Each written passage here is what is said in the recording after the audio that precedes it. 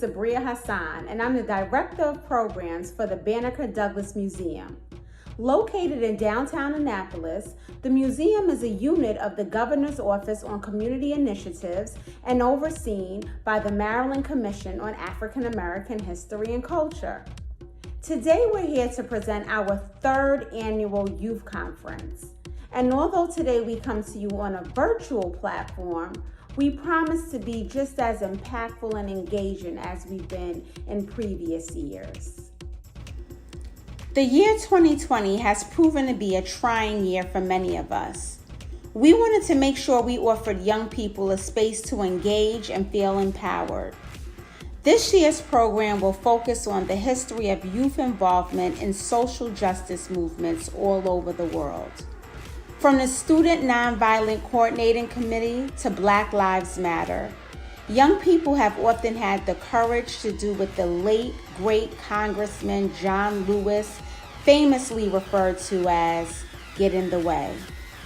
We hope you leave today's program inspired to learn more about the various movements throughout the world and the role of young people. Throughout today's program, there'll be numerous opportunities for you to actively engage, win prizes, and of course, learn. We'd like to open the program with a special performance. This piece is called March On, and it is written and performed by Mr. Contavious Jones. What's going on, young people? Contavious Jones here, and welcome. The song I'll be performing is called March On, and it's an original song. And it's about being socially active, being out there on the forefront and marching and standing up for issues that are important. You know, when good people do nothing, evil thrives.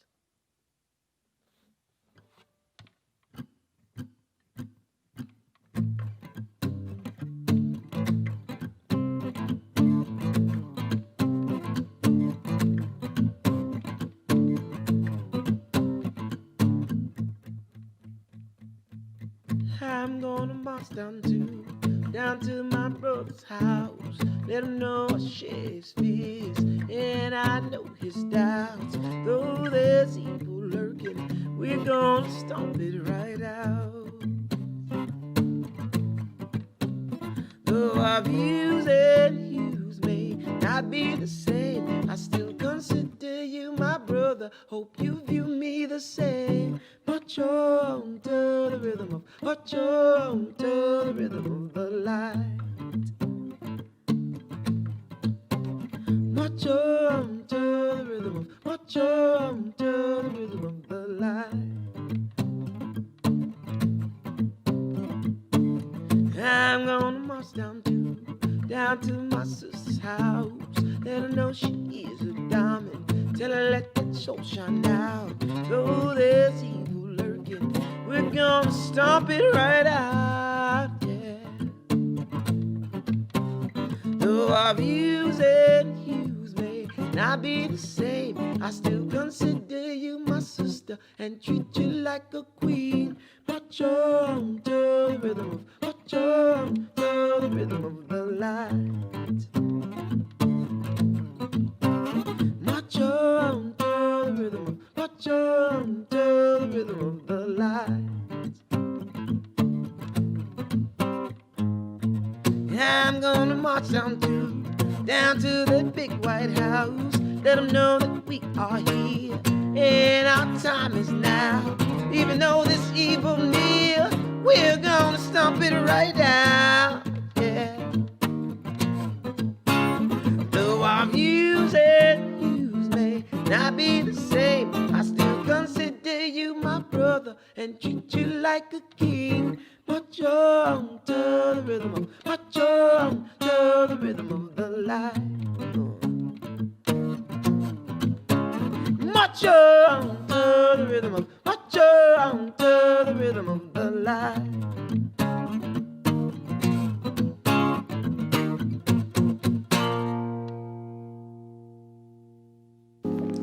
Contavious, thank you for that powerful performance. Those lyrics were extremely inspiring. To learn more about Contavious and his music, you can visit his website www.contavious.com, follow him on Instagram at Contavious, or find him on Facebook, Contavious Jones Music.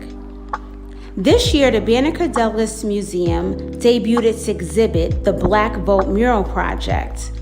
In commemoration of the 150th year anniversary of the 15th Amendment, which gave Black men the right to vote, and the 100th anniversary of the 19th Amendment, which extended that right to women, the museum commissioned 17 artists, including 2 youth groups, to install murals that interpreted their depiction of the African Americans' right to vote. For many years, voting has been looked at as a form of social protest. Throughout history, marginalized groups have literally fought for the right to vote. In 2020, there are still loopholes in place that are used to disenfranchise certain groups. The best way for anyone to combat the barriers associated with voting is through education. To learn more about voting in the state of Maryland, please visit www.elections.maryland.gov. And remember, in the state of Maryland, you can register to vote at the age of 16, but you can't actually physically vote until you're 18. But as a young person who has not reached the legal age to vote, you can still encourage and empower your family members to engage in the process. Remember, your vote is your voice. And up next, we have a presentation on the power of social media from Mr. Rashad Staten. Mr. Staten is a Baltimore City native and an enthusiastic, seasoned youth engagement specialist. Please enjoy. Peace and blessings, world. Peace and blessings. How are you all doing today? It's Rashad Staten, youth advocate, activist, a self-proclaimed catalyst of change, and I have the honor and the pleasure to be your facilitator on activating and using social media as a form of social activism, advocacy, and civic engagement. Let's build, y'all. Let's go.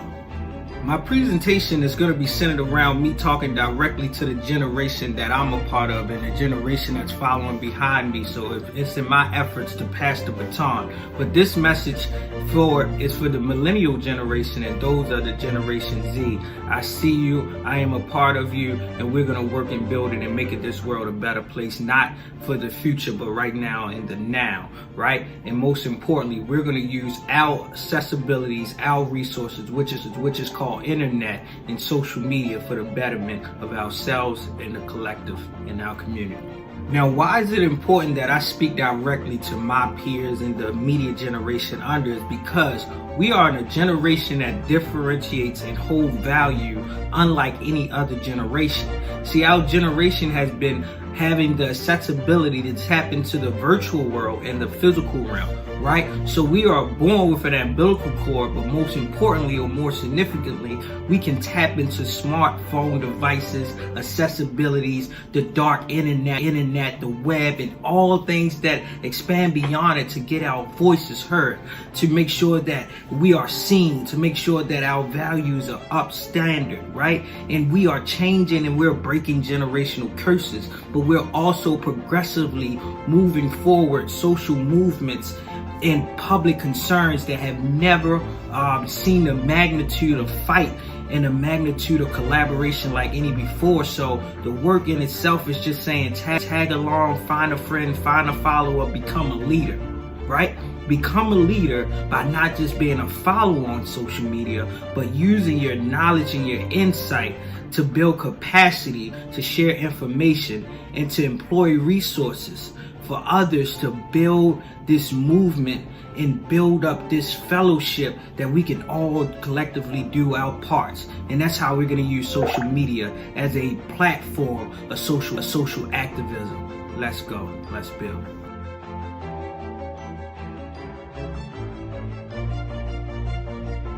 Now, I want to make it known that before we can even begin to talk about using a platform or accessibility tool to tell the world how we feel, what do we value, what should be shifted, what should be resolved, what should be lifted up, what should be counseled, what should be created, before we can share with the world our insights, our opinions, our suggestions, I want to start by building social activism around self-identity. And self-identity is very important because self-identity is the first thing we lead with, right? In order to be a leader must be one comfortable with self. A leader must be inclined to know the field or the turf or the playing field in itself, the landscape that's ahead of them, so they know how to direct those that are following and those that are listening and those that are observing in the right manner for the benefit and a positive outcomes of something, rather than trying to be someone that is detrimental consciously or unconsciously to their followers and those that fellowship with them. So before we can share with the rest of the world what we want to do, what we want to change, what we want to create, which we want to counsel, which we want to destroy or become resolve or resolute in, we must be willing to tell the world exactly and being comfortable with who we are before we lend our space for others to leave a comment, to leave a like or a dislike button. Let's build up ourselves before we can build up the world. In effort to us building up ourselves before we lend ourselves to the rest of the world, I want to begin with an icebreaker activity. This is one of my favorite icebreaker activities. I've taken this activity across the country, from the bottom of the Mississippi to as north as Connecticut, with young people as young as the age of elementary school to elders that are twice my age. And I want to say that this activity has been exciting. This activity is thought-provoking, but most importantly, that this activity gets us a ground start in forcing ourselves to tell us who we are before we give space to social media and others to either pour in from us or withdraw from us, right? Take a sense of accountability and confidence in ourselves before we allow any other person to give us likes or dislikes, give us favor or give us comments that may distract us. This activity and this icebreaker that I want to begin with is entitled, Who Are You? Right? Who are you? And the immediate response to that is probably the most important response that you're going to give for the rest of your life. When someone asks you, who are you? The definitive and what's become more powerful is that you shape yourself and your presence in that direct response. So who are you? It's as simple as you just replying and telling a person who you want them to believe and know who you are and what you stand for. So again, this activity is called Who Are You? Who Are You as an activity is so simple because it only have two sets of expectations. One is to continuously ask yourself, who are you?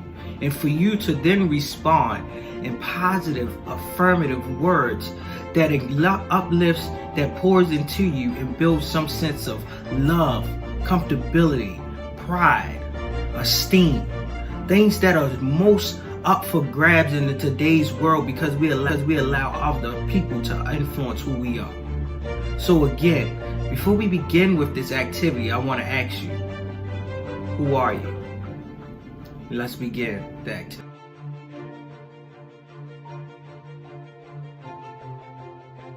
Now, the instructions and the expectations of who are you is very simple. I'm going to sit back and I'm going to ask you for 10 seconds with a few deep breaths before I ask the other question, which is the same question. And that question is, you guessed it, who are you? And while I ask you this, I want you to look back into the camera, prideful, in your stance, in your posture, and tell me and tell the world, who are you? Right? So it's going to go like this. For 10 seconds, I'm going to ask you, who are you?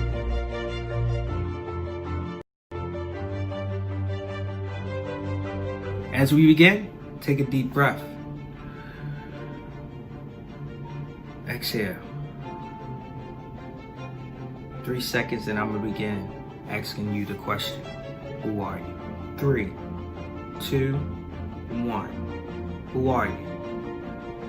Who are you? Who are you? Who are you? Who are you? Who are you? Who are you? Who are you? Who are you? Good job, good job. Now take a deep breath. Good job. I see you, I recognize you, and I honor you for taking and participating in this activity and telling yourself before you allow anyone else to tell you who you are. By telling yourself who you are. And most importantly, pouring in and reclaiming positive words of self, because you are purposeful, and you are needed in order to make this world better for now and the present and the future. You are who you are by proclaiming positive affirmations over yourself. Now that you told the world who you are, it is now for me as your facilitator to introduce myself. I am Rashad Staten. I am a proud black man, a facilitator, a dad, an innovator, a creator, a businessman, someone that's autodidactic, someone that is loving, supportive, someone that is empathetic, someone that is intelligent and articulate, someone thought-provoking, someone that is mindful, someone that is a catalyst of change. And I always lead with the icebreaker of who you are, because I think before we begin any collective community building or collaborative efforts, one must be intentional on establishing a community. And a community is a collection of individuals with their own self-identity with some sense of commonality. And we can only establish a sense of commonality when we all tell our stories. So I think it's even more importantly that we know our stories. And as we are identifying ourselves as a community, in which I am speaking to Generation Z and the millennial generations, as we tell our stories of who we are, we did to understand and get a concept of how our community is. And once we understand our community, then we can take civic engagement efforts to bring upon what we want, what we stand for, what we're willing not to sacrifice, and what we're willing to fight for. So again, let's begin with yourself first by proclaiming who you are. And now, let's tell our stories so that we can then construct a narrative that defines a place in our community, so that we then know what to stand for, what we're willing not to sacrifice, and what to fight for as Generation Z and millennials, and using social media as a form of protest and social activism. Because again, we are the first generation that has been born with an umbilical cord and the accessibility and the means to tap simultaneously into the virtual world. So no cap, no filter, no shade. Let's get in depth. Let's build social activism one-on-one.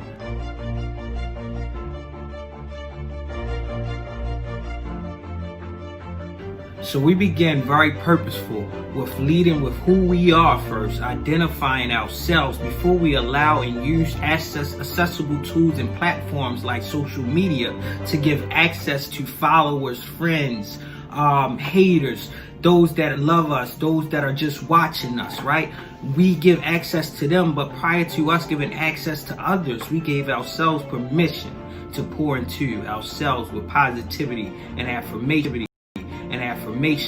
And I wanted to begin with that because when we talk about a civic engagement effort or social activism, regardless of which methods or which strategies, but our strategy will be social media, right? Regardless of that strategy, civic engagement and social activism must first start with us understanding and knowing the value of words, language, and the definitives of those particular words and languages. So before we can actually lead someone, we must be comfortable with who we are as a leader, right? And how do we want to define ourselves as a leader?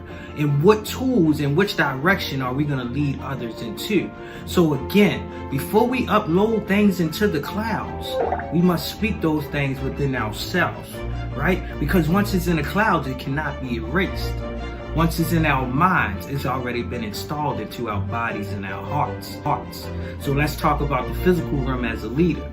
How do you want to be defined as a leader? Do you want to be someone that gains fellowships and followers because of some viral sensation that exploits other people, discourage someone's own identity? Or do you want to be a leader that builds up fellowships and go viral because of respectability, because of admiration, and because you have been insightful and enlightening to someone? This is the battle of self, right? Do we want to post things that are good, or do we want to post things that are negative? Do we want to be positive and uplifting, or do we want to be a continuous distraction of things that are following under our timelines? Do we want to tell the world how we rightfully feel at that time, or do we want to retweet someone else's phrases, short wordings, short feelings, repost other people's memes because we have no voice for self? And that is the purpose of today's social media activism. What platform are you going to use to tell the world about self, and to tell the world about how self can always make the collective better? So, as you can see, I'm very big on language. I'm very big on wording and what it does to establish a space of self-identity and stature and purpose within your own self, but within the context of your community. And I also want to use language and word to set my mood. You're right, my mood for the rest of today's workshop and facilitation, while I have your ears, your heart, and your minds. My mood is going to be set by the language and the wording of Assata Shakur. That's right, Assata. That's right, Assata. One of our most pioneer black liberators and freedom fighters, the auntie of Tupac Shakur, and one of the greatest leaders of one of our movements and organizations of black progression, being the Black Panther Party. Assata Shakur spoke these words that we often use today in movement building, and without further ado, I would just like to recite these words as a mood of how I'm going to move around my direction and my passion of presenting social activism as a tool of protest for our generation and others behind us. So without further ado, Assata Shakur. It is our duty to win. It is our duty to fight for our freedom. We must love and support one another. We have nothing to lose but our chains.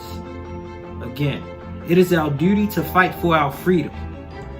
It is our duty to win. We must love and support one another. We have nothing to lose but our chains. The words of our great sister, Assata Shakur, a liberator and a fighter, spoke of this because it is always our duty to fight for our freedom. In today's world, when we're using social media and we seeing movement building, protesters, Black Lives Matter, Me Too movement, Say Her Name, right? Defund police. This is us fighting for our freedom, using other strategies, using other directions, using what is accessible and significant to our generation to continue to fight for movements and continue to fight for liberation and freedom that is specific to our generation. So we're just reloading, we're redacting, we're uploading and getting a new prototype of the same fight again. But this time, instead of taking it to the streets, we also have the means to take it to the internet, right? Take it to the screen so that the revolution can be televised, and it can invoke change and can invoke a thought of mind, right? A thought of understanding and empathy of others that don't live, don't understand, don't talk your tongue, but we see the humanity in each other. And that is our fight. The fight for humanity. And it is our duty to win. And remember that we have nothing to lose but our chains. And that chain cannot just be something physical of handcuffs, but the chain can also be of our mental capacity, our willingness not to look beyond our current moments, our willingness not to pour into each other positively, our movements not to support each other financially, our movements not to give a like to build someone else financially, our movements not to give a like to build someone else's self-esteem. These are movement buildings that we must do to be purposeful around freedom fighting, establishing our humanity, and how do we go about being relentless to know that we have nothing to lose but our chains. And we're releasing the chains from our bodies of our bondage, but also our mental bondages on our head that allowed us to often believe into negativity or believe into falsehood, of self or the identity of our community and our problems, right? But now to be asset-based, optimistic, and forthright and understanding what we want. And we're going to use social media to establish that. So again, who are you? What is your story? What is the narrative that you would like to uphold? And then what is the commonality between you and your community? And once we understand that, we can set the mood for our fight for freedom, our fight for humanity, our fight for a better world, our fight to be more resolute, our fight for a better tomorrow and a better now. And we're going to take it to social media to do that. But we got to then pick what social media activism is, define what civic engagement efforts are, which tools are we going to, which platforms best fits our persona, our charismatic abilities, which platforms gives us a strength and a base to build fellowships and followers in a community. All right, now that I done set the mood with the words of our powerful, great sister and leader of the movement building activism, the giants in ourselves by Assata Shakur, that said it's our duty to fight for our freedom. It is our duty to win. We have nothing to lose but our change. So it is our duty to support and love on one another. That are powerful words that's going to set our mood. So now let's go back into the language and the definitives of social activism and what social activism encompasses and how we're going to use that to transcend social media to become a tool of activism and protest. So first, before we get into social activism, I want us to step back. That's right, step back. Before you jump on Twitter, before you jump on Instagram, Facebook, TikTok, Snapchat, I don't care. Even if you're in MySpace, which is almost completely obsolete right now, before you upload anything, I want us to step back from even touching social activism and let's figure out the house that it belongs in, right? Before we get into social activism, I want to introduce you all or reintroduce you all to a word that encompasses the house of social activism sitting within a room within this certain house, right? So let's say that social activism is a child and this child resides in this house and the name of this house is the family name. And the family name that's on the front door of this house is called civic engagement. We're going to start with the house of civic engagement before we can get to the child of civic engagement, which is social activism. We're going to start with the parent or the name of this household or the owner, which is civic engagement, right? And civic engagement is defined by this. Civic engagement is defined as any individual or group activity addressing issues of public concern. Citizens acting alone or together to protect public value or make changes or differences in the community are common types of civic engagement. Again, and I want you to sit back and think about what word stands out to you when hearing this definition of civic engagement. Civic engagement or civic participation is any individual or group activity addressing issues of public concern. Citizens acting alone or together to protect public value or make changes or differences in their community are common types of civic engagement. Which word stood out to you?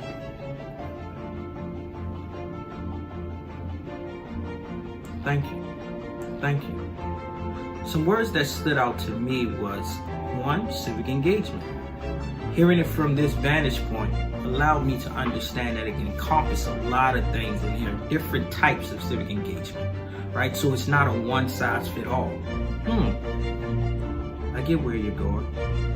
Next one, it speaks of an individual or a group activity. So civic engagement can lead with self, which is why we began with who are you? Now that we understood who we are and knew that civic engagement begins with the individual, it also talks about a group activity, which means if you're in a group, you're also at a moment a self-identified community. So it is a group addressing a public issue. So any group that is addressing an issue or a public concern are forms of civic engagement and participation. So if I participate in a group that addresses a public concern, I am civically engaged. The answer is yes. And it also talks about a citizen acting alone or together to protect public values. Okay, so a citizen can also act alone or together to not just address a public concern, but also a public value, or make a change or a difference in that community. So one individual or a sense of togetherness with one or multiple people addressing a public value or making a change or a difference in a community is also common types of civic engagement and participation.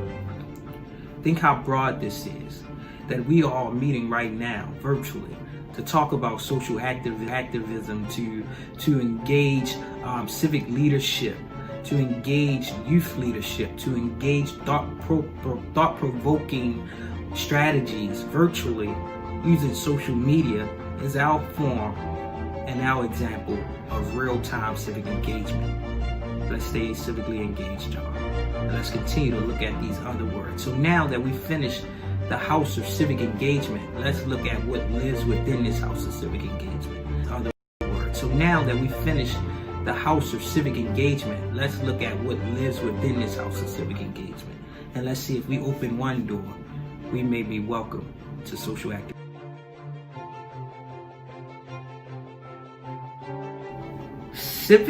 Civic engagement is a compound word, right?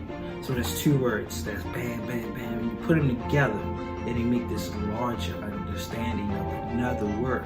So the compound words, or the two words in itself of civic engagement, is obviously civic and engagement. And civic pertains to relating to a city or town, especially an administration or a municipal, right? And us as citizens, we are all, or non-citizens, we live within a town or a city or a particular municipality, which is basically some sense of identified land that has been sovereign or giving ownership to someone, right? So civic is literally relating to a city or town or a space that you're presently in. And engagement is basically saying an arrangement to meet or to be present at a specific time or place. So if I am in a city or town at a specific time or place, I'm being civically engaged. Where are you right now? Got it. What are you engaged about? That question is very simple. What are we talking about? Exactly. Ourselves. Language, setting the mood, understanding civic engagement so that we can understand social activism. It's actually us being civically engaged and civically participatory. Language is key. Once you understand language, you can finesse it and change it to fit and give credibility and validity to whatever you want to do. That's just being the power of civically engaged and understanding the power of language and words and how it sets the mood. So you, my friend, let's continuously to be civically engaged. So, now that we got our space around civic engagement and understanding what it means in totality and also breaking down each word within this compound word, it is now us to identify who we are, again, as people within this civic engagement landscape, right? And how do we begin with that? Civic engagement, the definition, gave us 3 ways of how we can be included within this larger common type of effort, right? It tells us we can either be citizens, We can either be humans, right? So first, how do we want to engage through this process? Do we want to engage ourselves as citizens? Are you a documented citizen of the country, the state, the place that you're in? And if not, are you still willing to lend and identify yourself as a human? Because either lenses are going to give you a space of how to go towards social activism and how to give yourself and lend yourself towards civic engagement within your respective community. So civic engagement allows us to walk through the door as either citizens or humans. I myself consider myself both. All of us do not have the privilege and the honor to walk around with both labels, or willing or comfortable enough to walk around with both labels.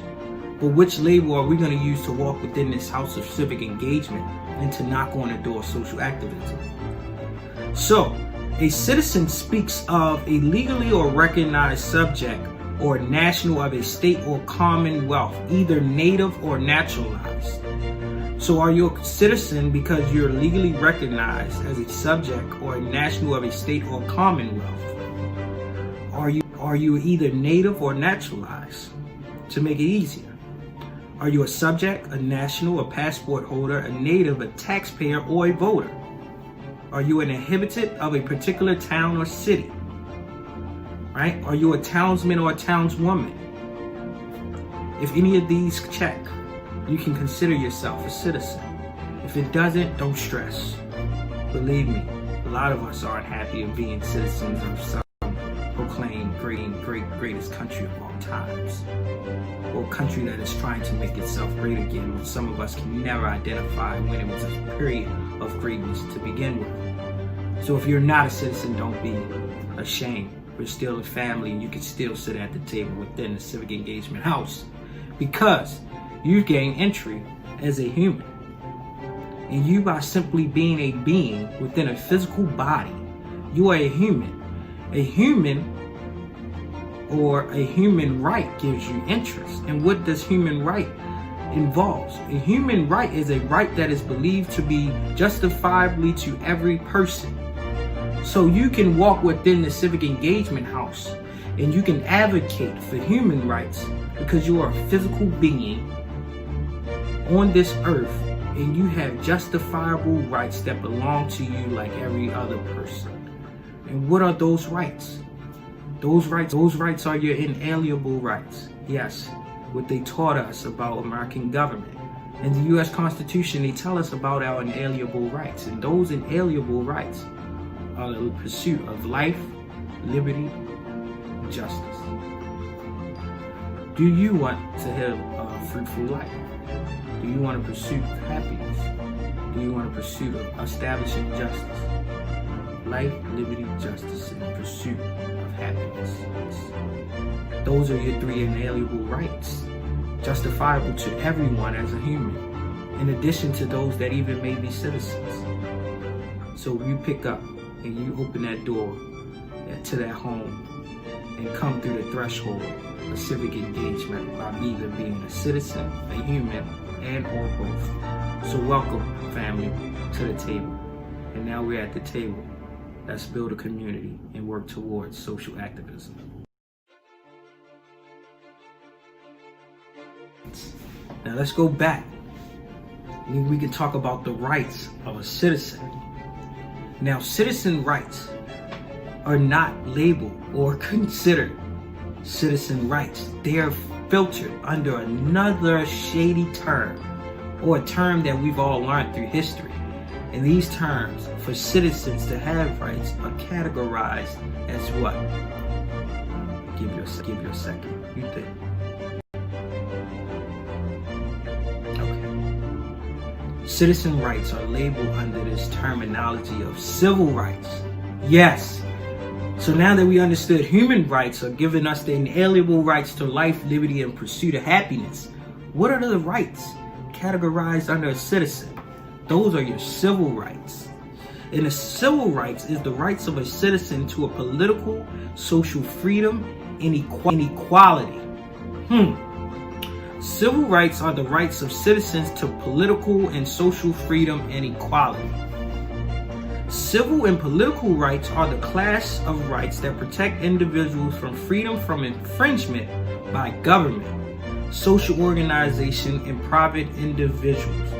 They ensure one's entitlement to participate in the civil and the political life of the society and the state without discrimination or repression.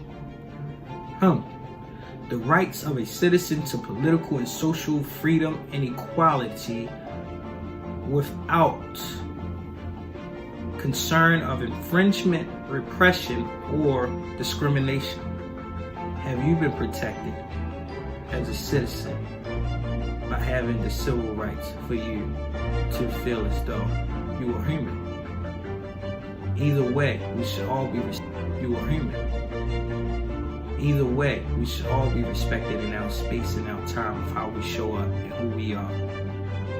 So let's use the language in our favor. Let's shift the universe. Let's use our social activism to replace and to install the importance to make sure that we all have our civil rights intact and we all have our human rights intact, so that our young people and those following us can pass the baton to go a little bit, further. We will no longer have to fight for this, but it will be our living purpose and what we experience every day. The rights of us being happy, the rights to us to live fruitful, and the rights for us to claim and know what justice looks like.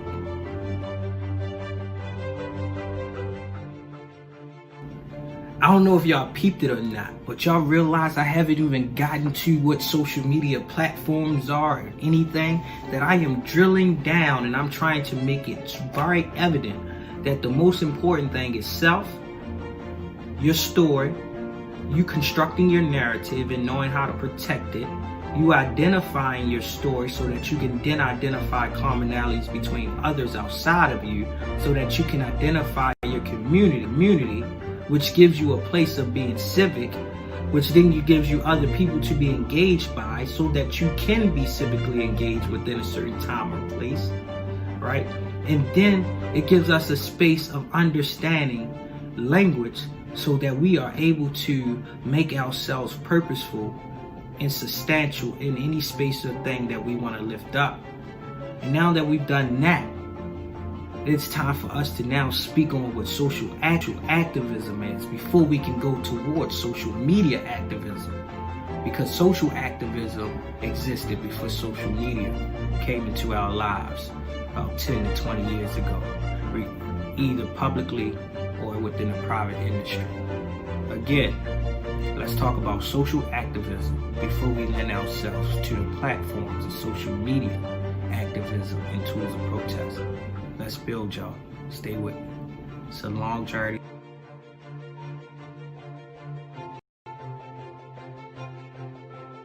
Social activism.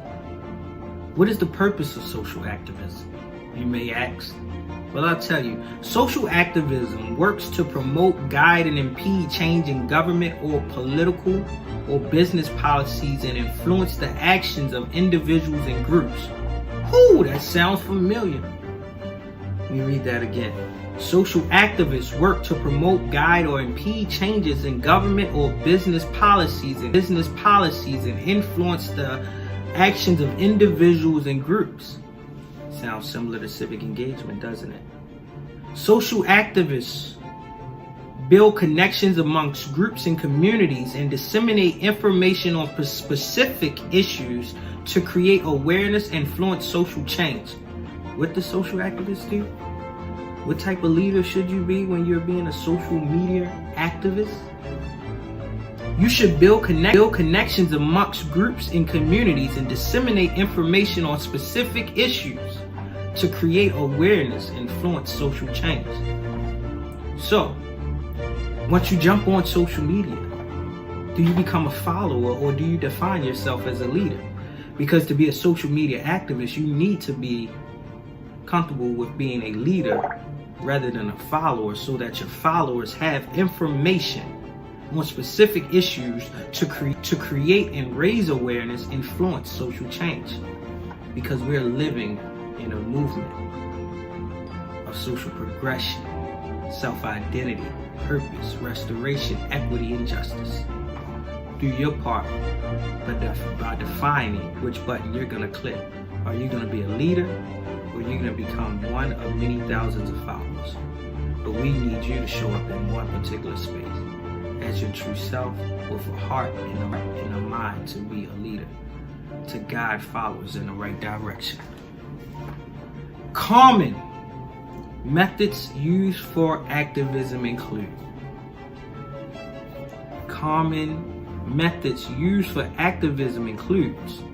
community building, art activism, communities of practice, conflict transformation, conflict restoration, lobbying, media activism,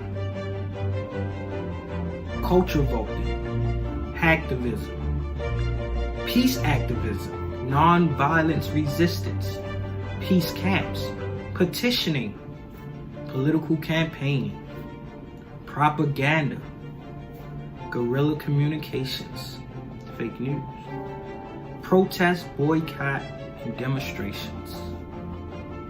All of which can all be encompassed under social media activism. Wow. You're telling me if I'm a social activist, my common types of social media activism can lend me to spaces of art activism, to communities of practice, which includes conflict resolution and restoration,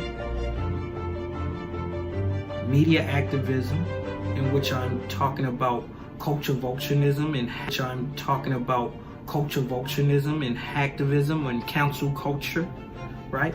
Or peace activism, where I'm lifting up non-violence resistance in peace camps and efforts. Or I can encourage other people to sign petitions. Or I can create a PAC or a political campaign, or I myself can run for office. Or we can talk about guerrilla communication and the power of propaganda, in the accessibility of what we know as the fake news. Or we can still continue throughout social media platforms, raise the awareness and the consciousness of protest, boycott, and demonstration.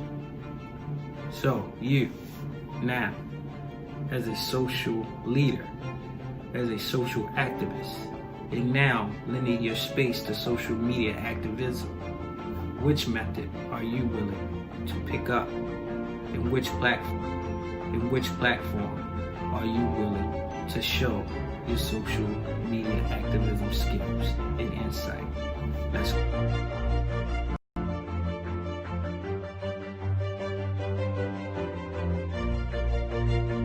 So, we got social media activism together. Now let's try to find and dig deep around what social media activism is and how to define it. So I did some research. I asked Siri, I asked Alexa, I asked Google, and I even tripped around Wikipedia, right? And what I found the most compelling about social media activism is this true fact, that it is so new and so fresh and so significant and timely to our generation that, guess what, really has no definitive right now. The definitive is still being created by everyday life experiences that are happening in our world and our society. Again, I want to stress this, that there's really no definitive of social media activism. It is so new and so specific to our generation that it is still being defined and studied as a concrete science or field itself. But what I did gain from social media activism and me doing research is that one former President Barack Obama called out those who use social media as a way to shame others as a way of possibly ineffective activism, which was surprising because it was a social media grassroots efforts that helped propel President Obama into the White House, right, to be the first African-American elected official in presidency. That he used these grassroots efforts to get dollars of every American citizen from lower monetary donations rather than big corporate billion-dollar donations through social media engagement and outreach efforts, but he had some skepticism of social media activism. However, he did acknowledge that this is an accelerated platform and outlet that typically engages young people. Again, he does acknowledge the fact that this social media or this form of activism through social media is very significant and very timely to our generation as young people. He has also distinguished that, however, social media has become a popular way to support or spread the messaging, the opinions can often be ineffective or unclear. And that is because this platform is so accessible that we get it fluctuated. We get bombarded with other people's opinions that sometimes our message become unclear. So if we're reposting one day feeling this way, we're posting the other day feeling that way, and we start to conflict our own messaging, our own brand, or our own stance on a decision, who you are as a leader becomes uncertain to those that are following behind you. So what is your true stance? What are you unwilling to sacrifice? What are you unwilling to sacrifice? What are you willing to fight for? What are you willing to stand up and lift up? What are you willing to remain clear on? What are you willing to find commonalities of others and retweet and repost and share and like and cross-share information to raise awareness and consciousness and impact change is what makes social media effective. Standing on your ones and your twos, right? Standing on your ones and your twos, right? You being willing to be your true self makes social media effective. 64% of Americans believe that social media platforms help give voice to those that are often unrepresented. So those that are often left out away from the tables or a part of conversations. Can you download an app to get your voice out? Can you make your voice heard by sharing your content? Could you create a meme? Could you create a short phrase? Could you create a hashtag? Could you create a hashtag? Could you create a petition? Could you show a video, a live video, or recording of something that makes other people awaken, raise their consciousness, or make them want to join you in your fight for freedom, liberation, or social progression? What are you going to do? Because 64% of Americans know and value that social media platforms give voice to the unrepresented. We are not the minority anymore. We are the majority, so our voices need to be heard at majority of the conversations that are going to directly impact us. Your voice is important. You matter. Your voice matters. Make sure to use the platforms and the tools to make your voice heard to those that need it to be heard from. Now, as I dig deeper towards trying to find the definitives in the categorization of social media activism, they also proclaim that a new term for this type of movement is also proclaimed as hashtag activism. Wow. Hashtag activism has been used to refer to the acts of showing support through a cause or a like, a share, or other engagement. So, the grandson of civic engagement, or the granddaughter or the grandchild of civic engagement is hashtag activism, and the parent of hashtag activism is social media activism, and the household or the family tree or origin of this family is civic engagement and participation. Y'all following me? So let's look now within hashtag activism, and let's see how we are starting to speed up into the world that we're in now. Civic engagement has always existed since humans have existed, and we had to learn how to survive throughout the nights, right? And throughout the days, and what to eat and what not to eat, and how to build and what not to build, and how to destroy and what not to destroy, right?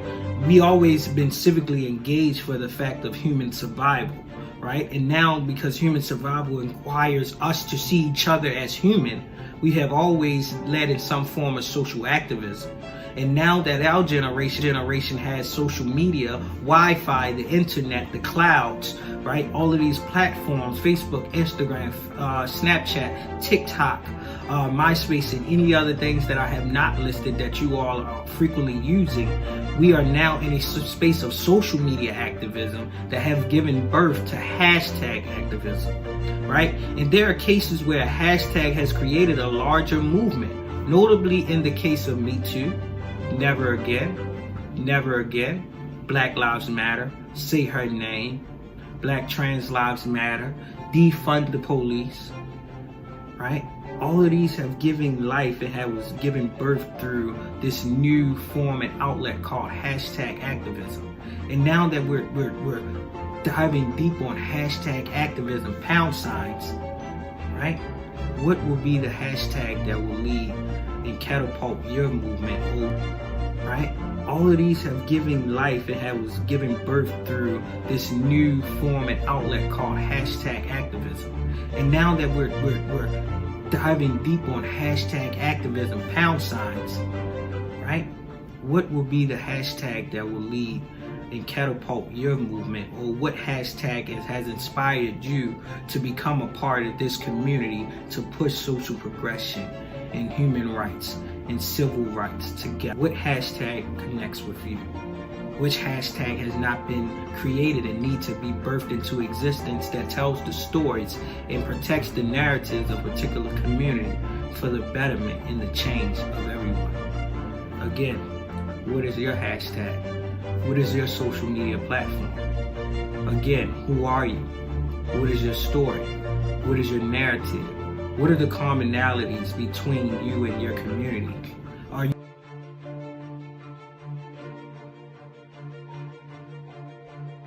know by every time you get onto your platform that you have the right to be civically engaged and you have the accessibility to be civically engaged? And you're either going to follow behind someone that's leading into a space of positivity and purposeful change, or you're going to fall short and victim of just being another victim or observer of our sensationalism that is distracting us from all of our purpose. But I want to lend you with this challenge. Be yourself, know your story, protect your story, protect your story, in your narrative. Know who your community is, find that commonality, welcome yourself into civic engagement, embrace social activism, understand the duality that comes with social media activism, and then brand yourself in your movement by finding or aligning yourself to a hashtag that either is in existence or create one. And then we'll start to understand how we can join the fight along other present leaders in today's world that is movement building through social media activism and using social media as a way to protect. So I ask you again, what change are you invoking? What type of leader you are? What platform will you be using? And if you're uncertain, don't worry. We'll start to look at other leaders that are doing this using various platforms. And I want you to follow them for inspiration so that you can then be a leader amongst other leaders and then train up other leaders. Because a leader is only as strong as the leaders that they are building. We're going to begin with Angela Davis, who is a college professor, but also one of our pivotal leaders of the Black Panther Party, who believes in the understanding of making prisons reform and actually eradicating the usage of private-owned prisons or public-owned prisons. Her most recent book talks about why our prisons not obsolete and that they have no sense of rehabilitating or reforming someone that has been incarcerated either wrongfully or purposely. I want to give acknowledgments to Elder Reverend Al Sharpton of the National Action Network. Follow them on social media, along with my brother, who is one of his young proteges of our generation, is Shane Harris. Right? Follow Reverend Al Sharpton National Action Network on Twitter and Instagram and Facebook, and follow my good brother, his protege, Shane Harris now. I want to also give acknowledgments to Ronna Burke, our sister who's assisted in Karana Burke, our sister who's assisted in creating the Me Too movement, right? Of understanding the liberation of Black womanhood, of identity, and protecting the safehood of our Black women and our brown women. Give acknowledgments to Sister Tamika Mallory and her right-hand man, Maysoon the General, who are very well known and well recognized across the country for their fights for liberation, in which they are still fighting and hitting the ground. I want to acknowledge People of Change, which is one of the largest social media websites and virtual platforms that engage and raises awareness and consciousness and collaborative building around the progressions of positive movements and issues that need to be confronted or resolved as social issues. The People of Change by my brother Rashad Robinson, again on Twitter and Instagram, things of that sort.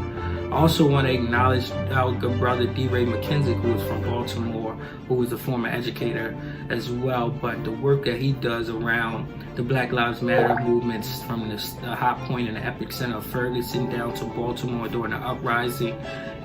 D-Ray McKenzie is one of our probably most well-known liberator fighters across the world that speaks on injustices and raise awareness around it.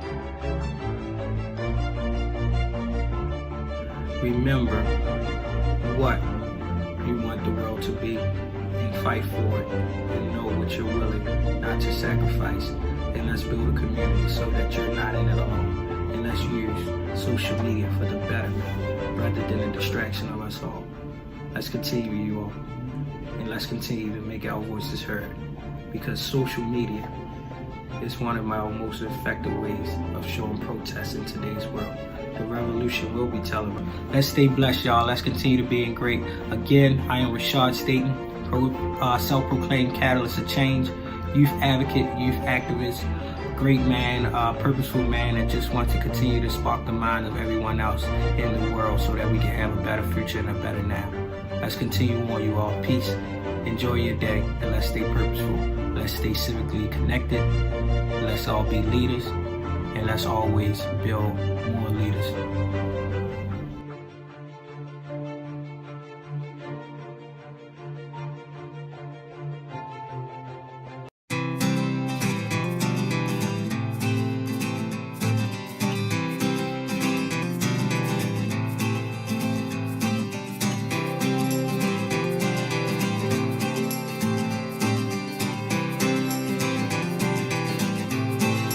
We are doing a mural project on women's suffrage, the 19th Amendment, and the 15th Amendment.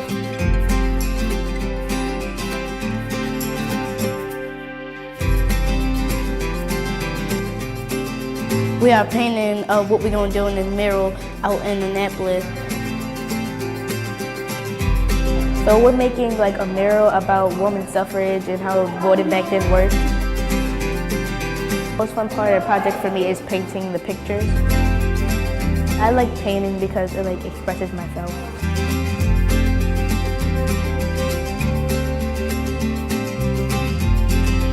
As the art director, I've basically been sketching out what the project is going to look like and how big it's going to be.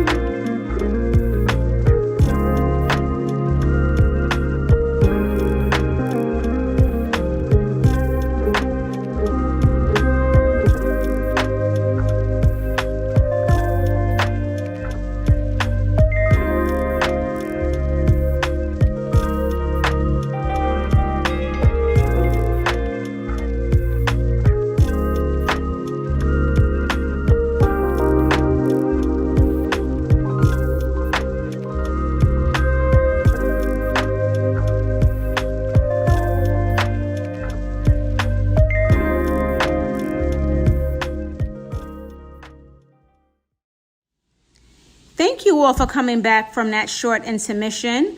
Hopefully you've had a chance to freshen up, grab something to drink, use the restrooms. So how's everyone feeling so far? Hopefully you're enjoying the program and learning a lot. And now I want to know who's here with us. Although we can't physically see each other and be in the same room, you can still leave a comment in the comment section and let us know you're here. Wherever you're commenting from, make sure you use the hashtag BDMuseumYouthCon. We'll be searching that hashtag on YouTube, Facebook, and Instagram and choosing random participants to receive really cool prizes that include gift cards, merchandise from our museum, and more. So please, as the program goes on, engage with us in the comment section.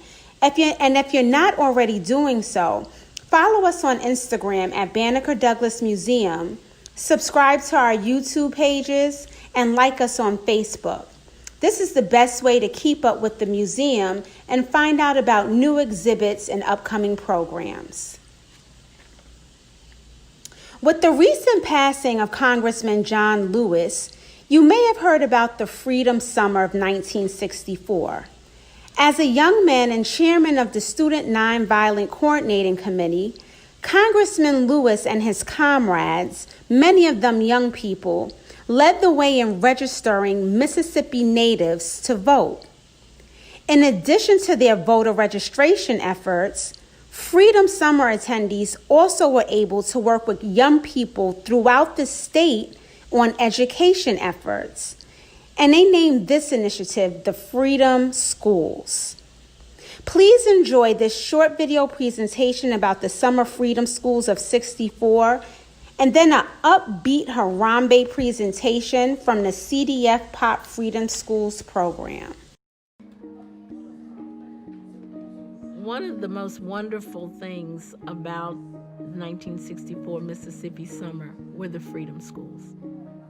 The state of Mississippi deliberately and systematically kept black people uneducated and ignorant, and then turned around and made education a requirement in order to participate in the political process. We were able to do the Freedom Schools in the summer of 1964 because we had almost 1,000 students coming to the state of Mississippi, thus the human resources to actually, conduct classes. We would send out mass flyers and everything to the churches, telling people about the Freedom School, what the Freedom School was going to entail, the courses, the activities. We got the preachers involved, we got the kids involved. Black people couldn't go to the library. It was for whites only. And so here they are, got their own library now. They would come excited to be exposed to the teaching. They were reading books that had been written by blacks that they'd never heard of. We set them up for the little children to come, and every day we'd have classrooms of adults, people 50, 60, 70 years of age. The adults came to the Freedom School to learn, just like the little children. Being in Freedom School planted a seed in my mind that things are going to change, things are going to be different. And Freedom Summer helped to give us that courage, it helped to give us that hope, it helped to give us the reason to believe that it was going to be different.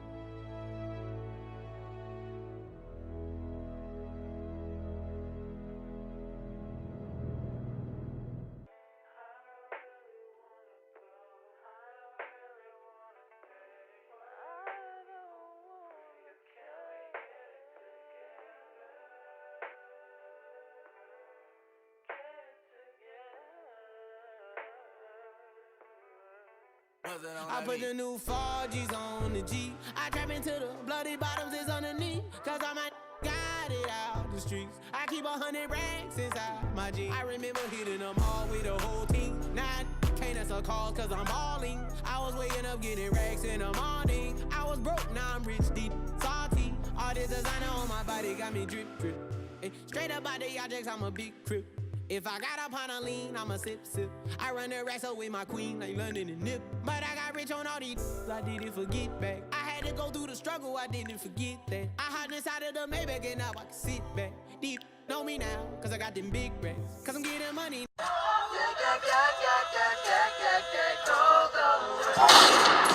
This is America. Don't catch you slipping now. Don't catch you slipping now. Look what I'm whipping now. This is America. Don't catch you slipping now. Don't catch you slipping now. Look what I'm whipping now. This is America. Don't catch you slipping now. Look how I'm living now. Police be tripping now. Yeah, this is America.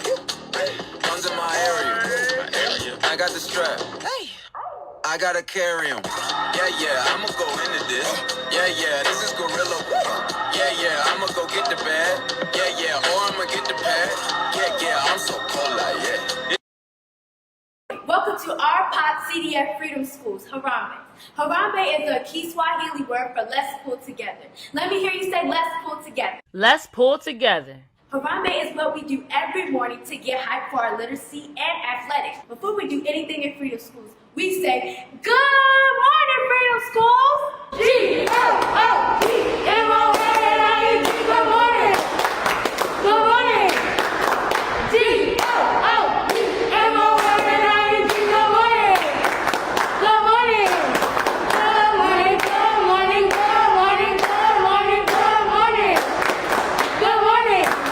Buenos días, buenos días, buenos días, buenos días, buenos días! Buenos días! We can't start Harambe without knowing what day it is. It's definitely not Monday. It can't be Wednesday. It's not Thursday. It's Friday at Harambe. And Freedom Schools in the house. That's right, it's Friday at Harambe. And Freedom Schools in the house. It's Friday at Harambe. And Freedom Schools in the house. It's Friday at Harambe. And Freedom Schools in the house.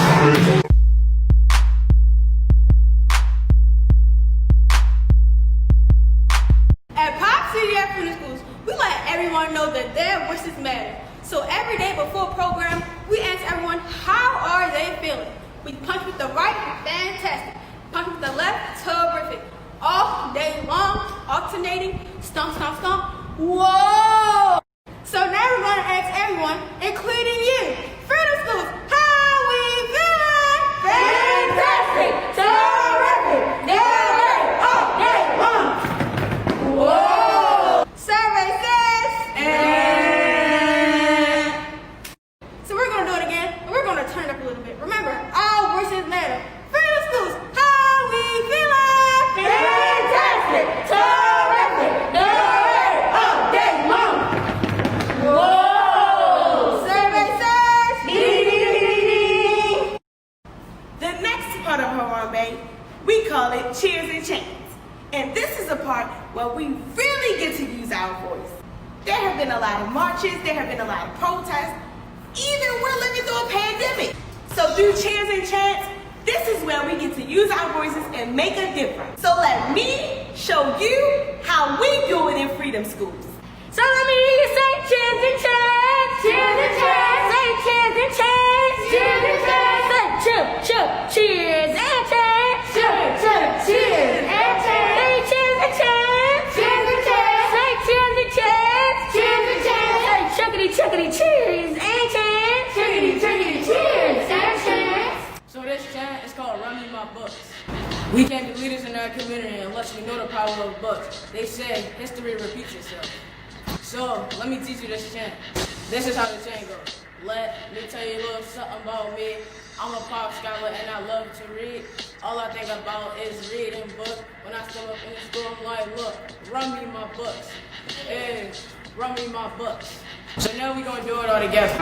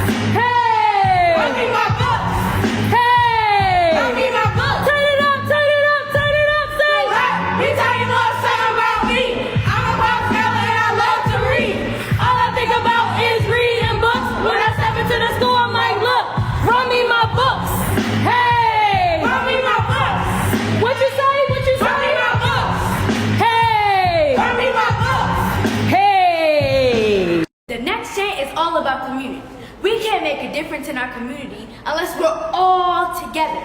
So this chant is called Hanging With My Tribe. So this is a call and response chant.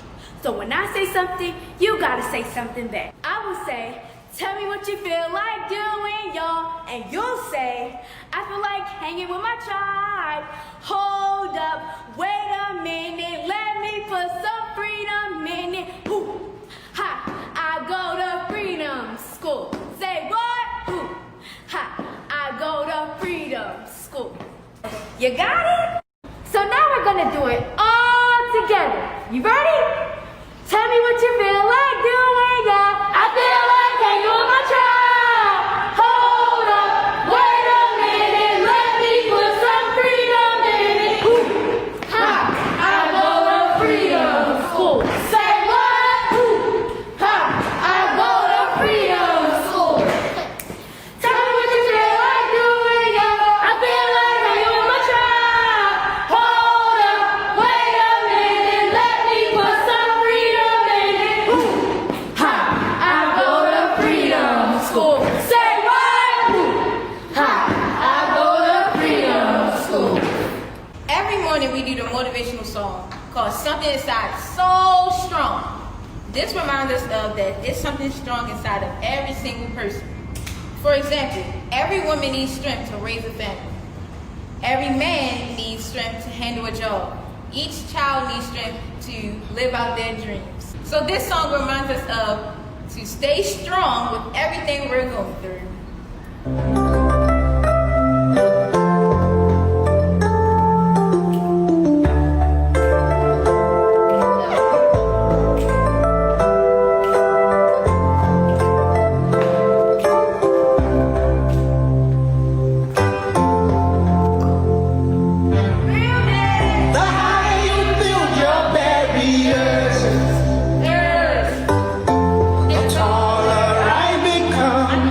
I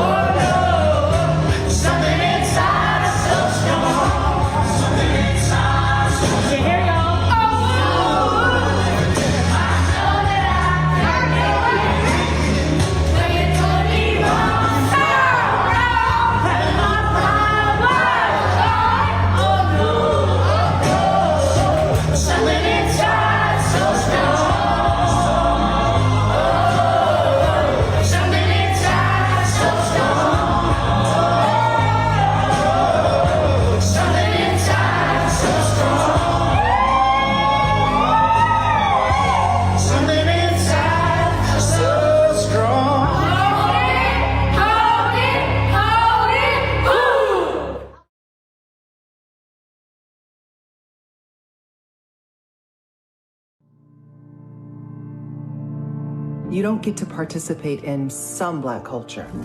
If you recite our lyrics, come to our shows, or vibe to our music, go viral with our dances, get inspired by our leaders. If you lose yourself in our movies, cheer when we're on your team, or gather with your family whenever we're on TV. If you love our culture, then please love us. If you respect the culture, respect the people it comes from.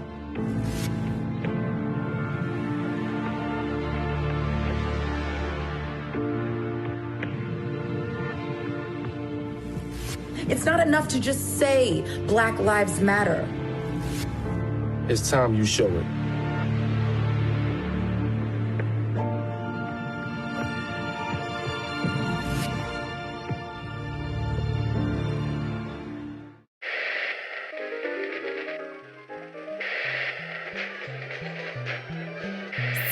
This mural of Breonna Taylor will be painted in historically Black neighborhood in Annapolis, Maryland.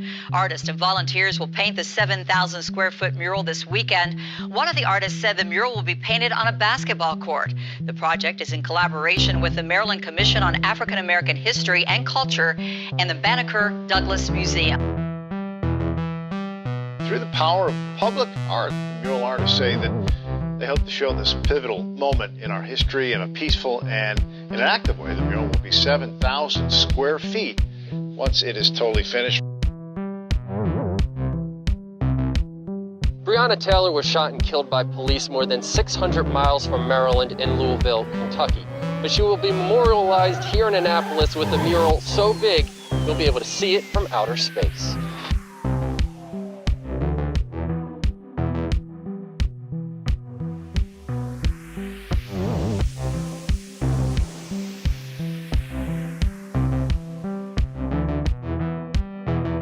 A team of artists and volunteers spent the day painting a mural of Breonna Taylor and Black Lives Matter across 2 basketball courts in Annapolis today.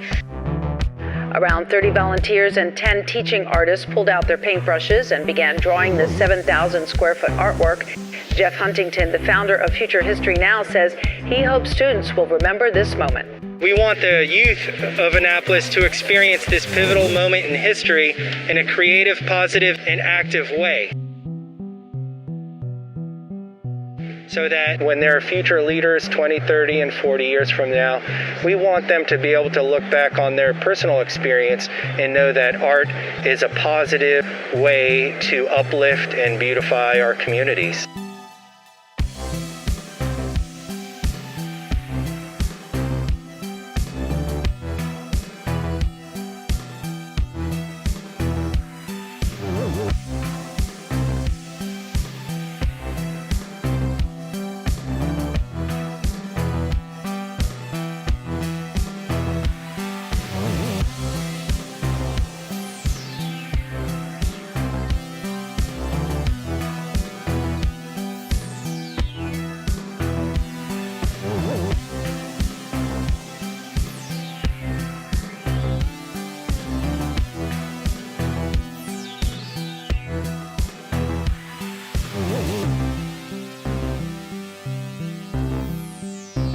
Now, after 2 days of painting, the mural of Breonna Taylor and Black Lives Matter is finally finished. As you can see, it expands across 2 basketball courts in Annapolis. Several groups worked together to make it happen.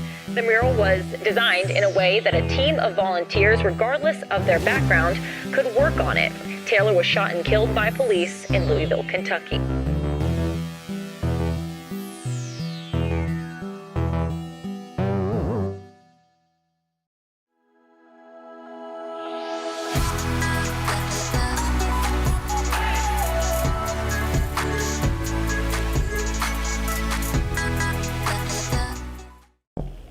Hey everybody, my name is Chanel Compton and I am the Executive Director for the Banneker Douglas Museum and the Maryland Commission on African American History and Culture. And I'm so excited to be your keynote for BDM's Youth Conference 2020.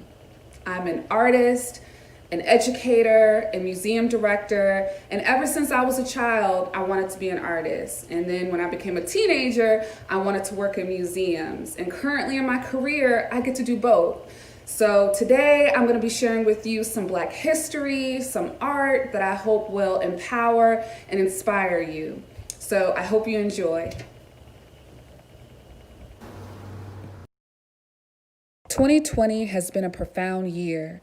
From the COVID-19 pandemic, living in quarantine, to the largest civil rights demonstration in U.S. history, this year will define our lives and our communities for generations to come.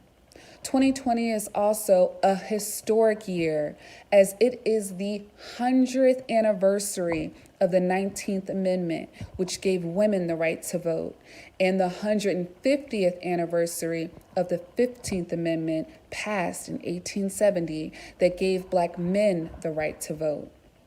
But racial violence and voter suppression laws undermined the 15th and 19th Amendment.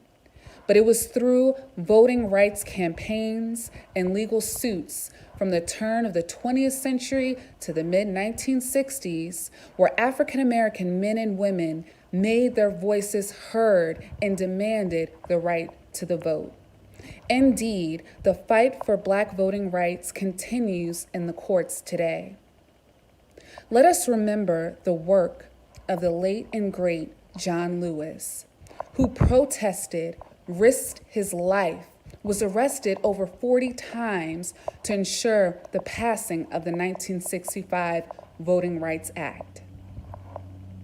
The Voting Rights Act of 1965, signed into law by President Lyndon B. Johnson, aimed to overcome legal barriers that prevented African Americans from exercising their right to vote. John Lewis later served as state congressman and dedicated his career to protecting voter rights. We started organizing. We were able to bring more than 250,000 people to march in Washington. And we all had to prepare a speech. I was very young, 23 years old, had all of my hair and a few pounds lighter. I have the pleasure to present to this. When A. Philip Randolph said, I now present to you young John Lewis, the national chairman of the Student Nonviolent Coordinating Committee. Brother John Lewis.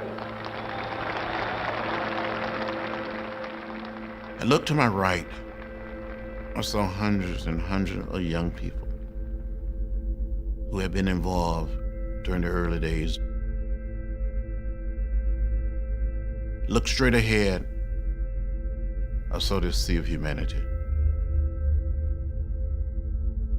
Then I looked to the left.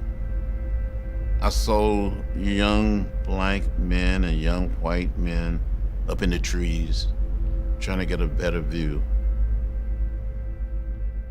And then I said to myself, well, this is it. And I looked straight ahead again. And something said to me, go for it. And I opened my mouth and I started speaking. We march today for jobs and freedom. But we have nothing to be proud of. But hundreds and thousands of our brothers are not here, for they're receiving starvation wages or no wages at all. Those who have said be patient and wait, we must say that we cannot be patient. We do not want our freedom gradually, but we want to be free now.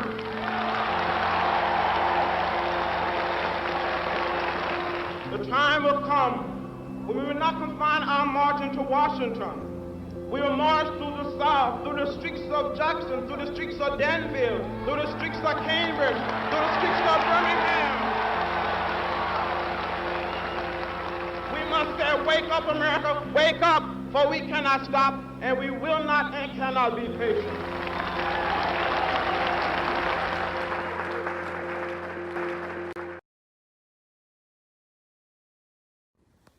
Black protests have shaped not only civil rights for all Americans, but these movements have shaped Black art and cultural expression. Throughout U.S. history, artists have used their talents to give voice to our culture and social issues that impact society. such as police brutality, fair housing, racism, the prison industrial complex, the passing of our loved ones, honoring the great leaders who dedicated their lives to bettering our society, and the beauty of our heritage. What do you see? What do you think the artist is trying to tell us? How do you connect with this art? If you've been to any major city across America, you've seen public art that depicts such powerful imagery. The definition of public art, simply put, public art is art in public spaces, such as neighborhoods, parks, and school buildings. Public art can include murals, sculpture, and memorials.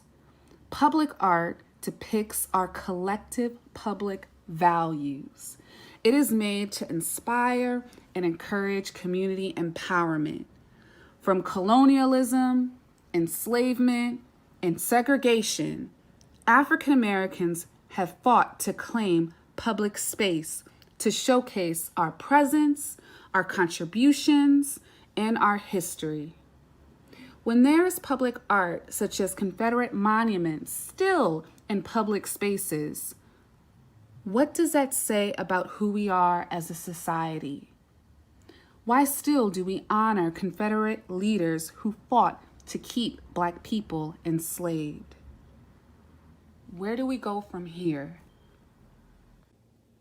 Today, as we are in the midst of the Black Lives Matter movement, a movement that has mobilized millions across the globe to put an end to police brutality and systemic racism, artists are creating public art, fashion, and music to give voice to this movement and its importance.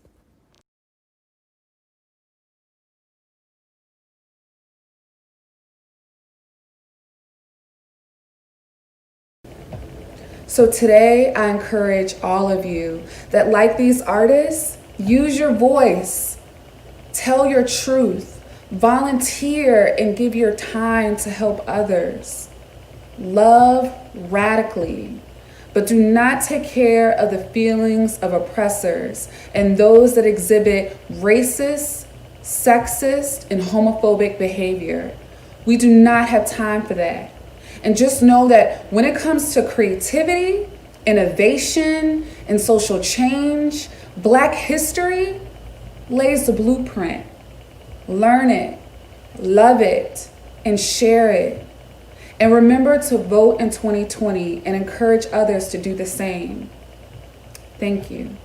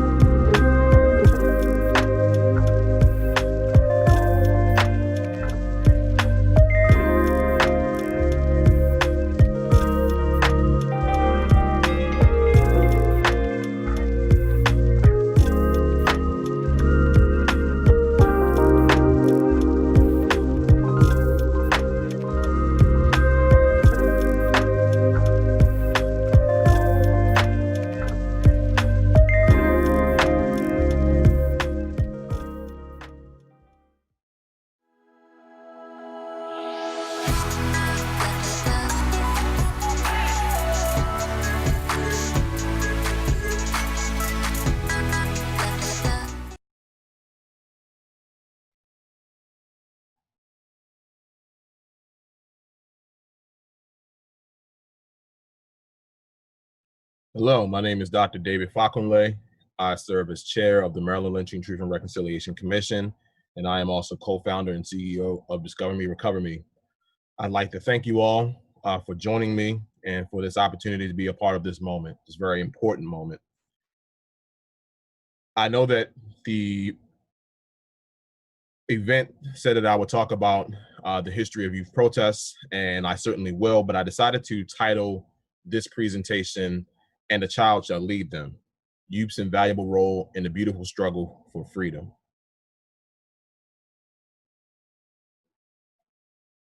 So among the many things that I do, I am a storyteller, and in most cases, I identify as a storyteller first. So what I want to do is start this presentation with a story that sets the tone for everything that I want to share.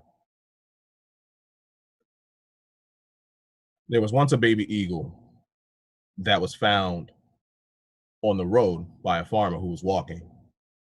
And he saw the baby eagle next to two adult eagles. He presumed it was the baby eagle's parents, but they were dead. The farmer felt compassion for that baby eagle. He knew it would surely die if he didn't do something. So he picked it up and he took it back with him to his home. Now, the farmer didn't have any eagles on his farm, so he decided to put the baby eagle with the only birds that he did have, which were chickens. And fortunately, the chickens accepted the baby eagle and raised it as its own. So the baby eagle continued to grow and grow and grow and look more like an eagle every day. But because of the environment that it was in, it was acting like a chicken. So it would be around the chicken coop, walking, pecking at the ground for grain and corn. And soon the word got out across the village about this eagle that was acting like a chicken. And people would come to the farm to see it for themselves. And what did they see? They sure enough saw an eagle that was acting like a chicken. Now, the word got to a naturalist in the village as well, and he wasn't as amused. He was convinced that the eagle was only acting like a chicken because that's all the eagle knew. But if given the opportunity, the eagle would revert to its natural state. So the naturalist decided to go to the farm. He met with the farmer and he said, let me spend some time with this eagle.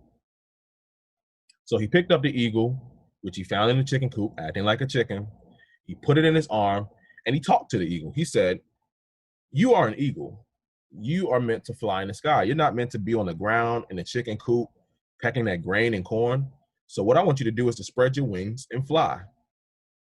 Now the eagle, he was looking at the naturalist. He looked at the farmer. He looked around the farm, and he eventually caught eyes on the chicken coop, its home. And as soon as it did, it hopped off the naturalist's arm and started acting like a chicken again. Now, the farmer was watching this whole thing and he was amused. He thought this was a good laugh. But the naturalist said, "Let me come back tomorrow." So the naturalist came back the next day. This time, it took the eagle to the barn, the tallest building on the farmland. He looked at the eagle and he said, "You are an eagle. You are meant to be high in the sky. You are not meant to be on the ground. That is not your place. So what I want you to do is to spread your wings and fly." The eagle once again looked around. He looked at the naturalist. It looked at the farm. It looked at the farmer. And it looked at the chicken coop. And once it caught that chicken coop again, just like the last time, it hopped off the naturalist's arm and started acting like a chicken again. Now this time, the farmer was annoyed. The joke was over for him. It was like, "Look, the eagle is fine. Sure, it's acting like a chicken, but it's not bothering anybody. It seems content. The other chickens embrace him. Why don't you just leave it be?" But the naturalist said, "Give me one more day." So the next day, the naturalist shows back up. This time, it takes the eagle to the highest mountain in the region, far away from the farm. It puts the eagle in his arm and it says, This is your home. This is your environment.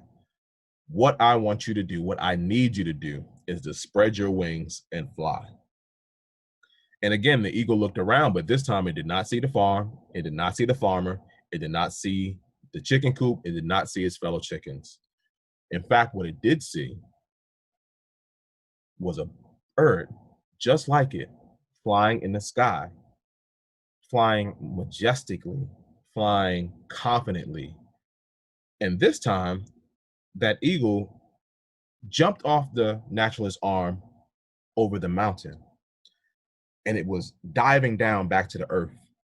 But this time it fluttered its wings because it had never used them before. And after a while, it started to flap.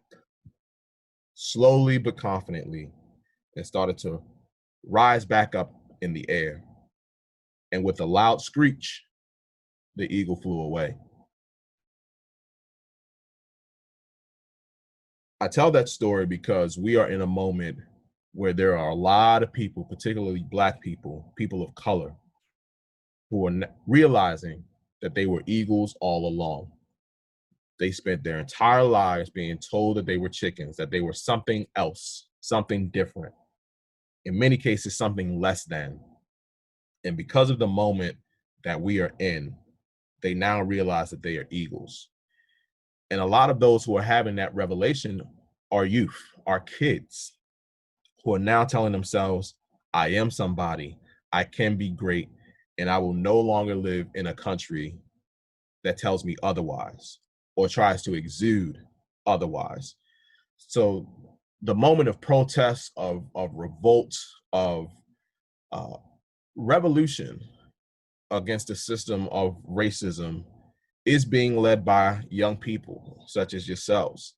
But this is nothing new. This is the history of protest. This is the history of revolt against the system of racism, against those systems of oppression that have mitigated and dehumanized Black people. So all of you who are protesting, all of you who are thinking of how you can contribute to this moment, you are carrying on a tradition in this country of how young Black people, young people of color have been the leaders, not just participants, but the leaders in this beautiful struggle for freedom and for liberation. This place is near and dear to my heart. This is the National Great Blacks in Wax Museum located in Baltimore, Maryland. It was founded by Dr. Joanne Martin and the late Dr. Elma Martin in 1983 officially. And this was the place that was the repository and remains the repository for my Blackness and for understanding what it truly means to be Black and part of the African diaspora. So the Doctors Martin are my godparents. I grew up in this museum. It was a place that allowed me to see what I could be and see what I could do. Even relatively simple tasks like manning different stations in the museum, being a tour guide, explaining the different exhibits in the museum. The one thing I have to say is the National Great Blacks in Wax Museum was the first wax museum dedicated to Black history, the history of the African diaspora. It attracts hundreds of thousands of people all over the world to the 1600 block of East North Avenue, a place where many would tell you you shouldn't go, but yet it is the place where you find this incredible, diverse, and important history. So along with being able to do things as a kid, things that I may not otherwise have a chance to do, it was the place where I truly learned about myself. And the title of this presentation, "And a Child Shall Lead Them," came from the museum. That is where I first heard those words. And I learned that that is actually a passage in the Bible that comes from Isaiah 11:6. And the passage goes, "The wolf also shall dwell with the lamb. The leopard shall lie down with the young goat. The calf and the young lion and the fatling together, and a little child shall lead them." So if you think about that story in that passage, which is very short, but it says so much. You have leopards lying down with young goats, polar opposites. One you could consider a predator and one you could consider a prey, but they are together in harmony and peace, and it's a little child that is leading that cause. So it's so apropos for the moment that we're in. We want peace, we want justice, we want liberation, we want freedom, and it is the children, the youth, who are going to be the ones that lead that. And for me, where I recognize my power as a child began with this place. So I want to take this time and present some of the history that I learned at the National Great Blacks in Wax Museum. Examples of Black youth who made contributions to the history of this country. And what I'm going to share is not just those who led protests, but I really want to give you an idea of impact. So impact is very important to me, and impact comes in so many different ways.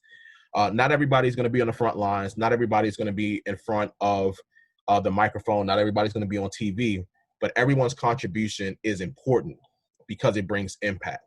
So I want to start with this picture. Now, perhaps you have seen this picture before in the history books or online or whatever the case may be. This is the famous picture of General George Washington, who became the first president of the United States, crossing the Delaware River with the Continental Army as they were combating the British in the American Revolution. What you may notice if you look at General Washington's knee, there is a Black man in that boat.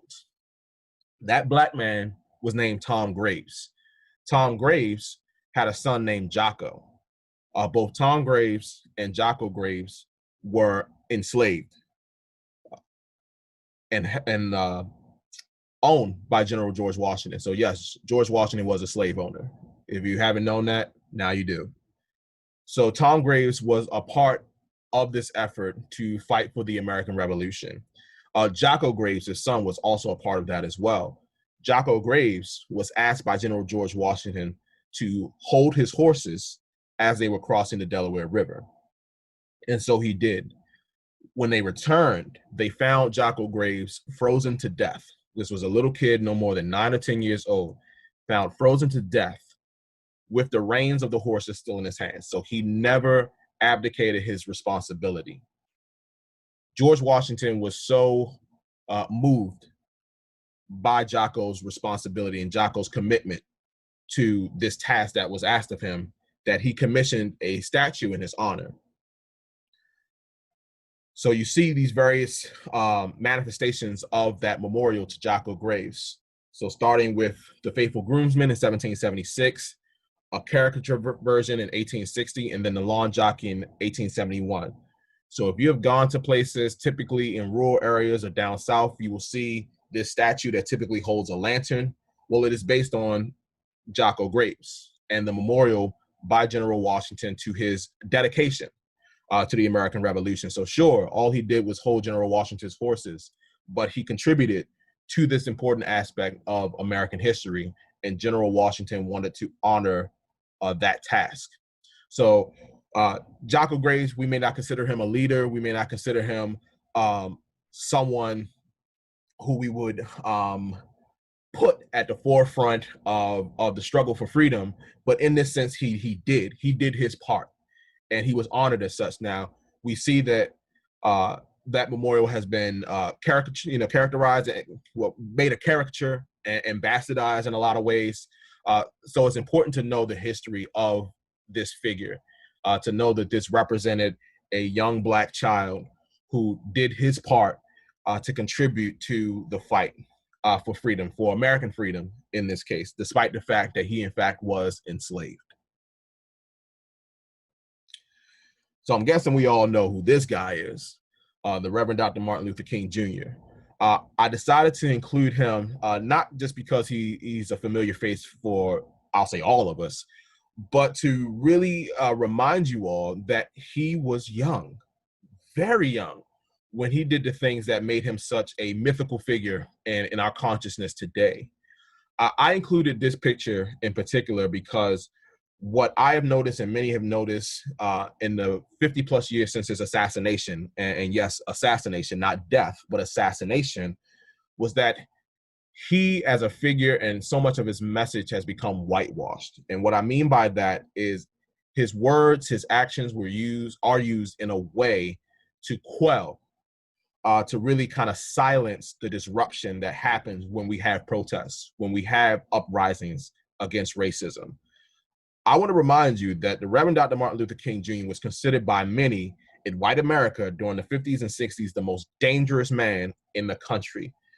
There is a reason that he was a part of COINTELPRO, which was created by J. Edgar Hoover of the FBI, where they would spy on him, his personal life, all the dealings and work that he was doing, because they considered him that dangerous.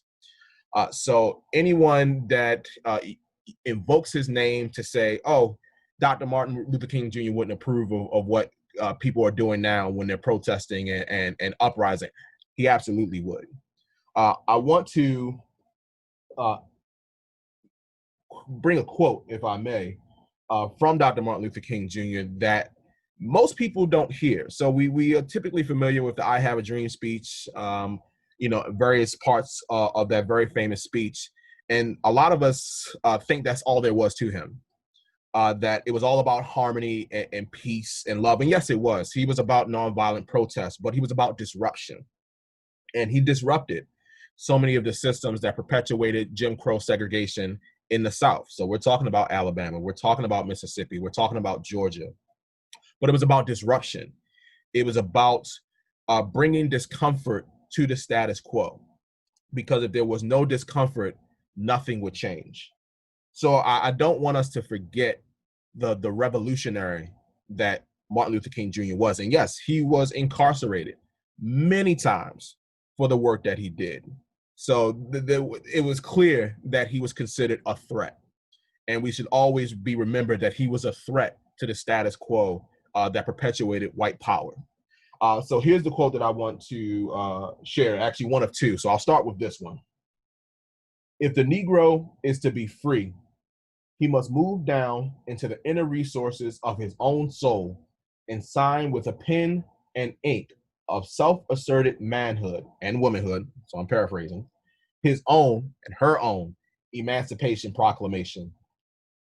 Don't let anybody take your manhood, your womanhood. Be proud of our heritage. We don't have anything to be ashamed of. Somebody told a lie one day. They couched it in language. They made everything black, ugly, and evil. Look in your dictionaries and see the synonyms for the word black. It's always something degrading and low and sinister. Look at the word white. It's always something pure, high, and clean. Well, I want to get the language right tonight. I want to get the language so right that everyone here will cry out, yes, I'm black. I'm proud of it. I'm black and I'm beautiful. So this is a reminder that for as much as Martin Luther King Jr. was about the harmony of all man and all womanhood, he was proud to be black. He appreciated his heritage. He was not ashamed of it. These are some of the quotes that we don't necessarily hear when we think about Dr. King. And it's okay to be both. It's okay to strive for harmony and peace and all of those beautiful virtues of humanity among all of us, no matter what our background is, no matter what our ancestry is. But be proud of who you are. Be proud of being black. Be proud of what you represent. Be proud of the history that has brought you to this moment. So the second quote from Dr. King that I want to share is this one. Again, we have deluded ourselves into believing the myth that capitalism grew and prospered out of the Protestant ethic of hard work and sacrifice. The fact is that capitalism was built on the exploitation and suffering of Black slaves and continues to thrive on the exploitation of the poor, both Black and white, both here and abroad. And that is from The Three Evils of Society in 1967, so a year before he was assassinated. So Dr. King was not just about the rights of Black people, he was about the rights of the poor. And he recognized that poverty was not just a Black issue. It was a white issue. It was a Native American issue. It was a Latino issue. So he really elevated the message of how not just Blacks were being affected by racism, but how the poor were being affected by capitalism. And that included white people as well. That was a very dangerous message in the 50s and 60s, and it's still a very dangerous message now because of the ramifications of helping poor whites realize how they are being affected in this current system. And that leads me to this gentleman, Fred Hampton. I'm going to read his quote first before I talk a little bit about Fred Hampton. I'm not going to die on no airplane. I'm not going to die slipping on no ice. I'm not going to die for the people. I'm going to die for the people because I'm going to live for the people. I'm going to live for the people because I love the people. Fred Hampton was a leader in the Chicago branch of the Black Panthers, and the Black Panthers was an organization that was also started by youth. I highly recommend anyone to check out Black Panthers Vanguard of the Revolution. It premiered a few years ago on PBS. I'm sure you can find it somewhere online. It's about 2 hours. It's great. It's such an encompassing history of the Black Panthers, its formation, its rise, unfortunately, its fall. So it really tells the whole story, and many of the prominent people within the Black Panthers, so like Huey Newton, what's my brother's name? I'm forgetting names right now. But one of them was Fred Hampton, and Fred Hampton was out of Chicago. Fred Hampton was only 21 years old when he was assassinated by Chicago police. So this was another young Black man who caught the eye of the status quo, the establishment, because of how dangerous he was with his message. And his message was not just about Black power, but it was about Latino power. It was about Native American power. It was also about poor white power. And what I mean by that was he recognized, just like Dr. King did, that Black people were suffering in the current system, Latinos were suffering in the current system, Native Americans were suffering in the current system, and poor white people were suffering in the current system.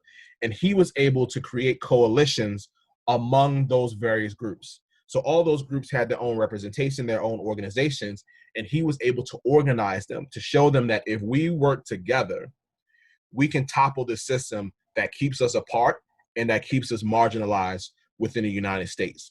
And that is what got him killed, assassinated. And I do mean assassinated at 21 years old.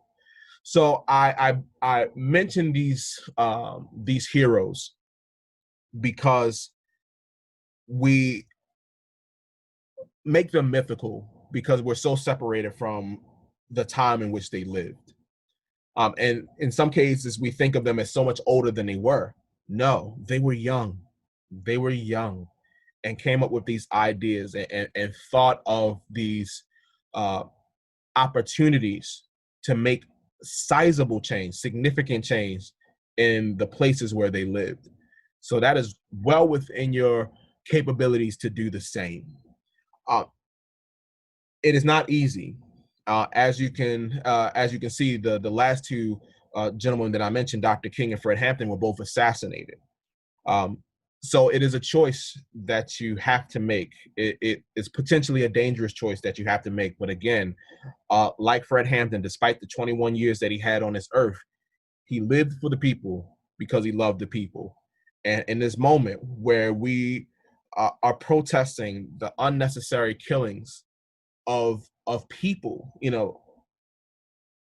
that is what we choose to do. That is what I know many of you are choosing to do, is live for the people because you love the people, because you love yourselves, because you want to have a life of your own determination. And there is nothing that should stop you from doing that.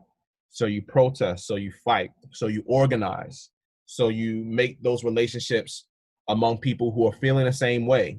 And in this particular moment in 2020, there are a lot of people who feel the same way, and they may not all look like you, and that's good. The notions of oppression are not exclusive to Black people. The notion of oppression is felt by so many.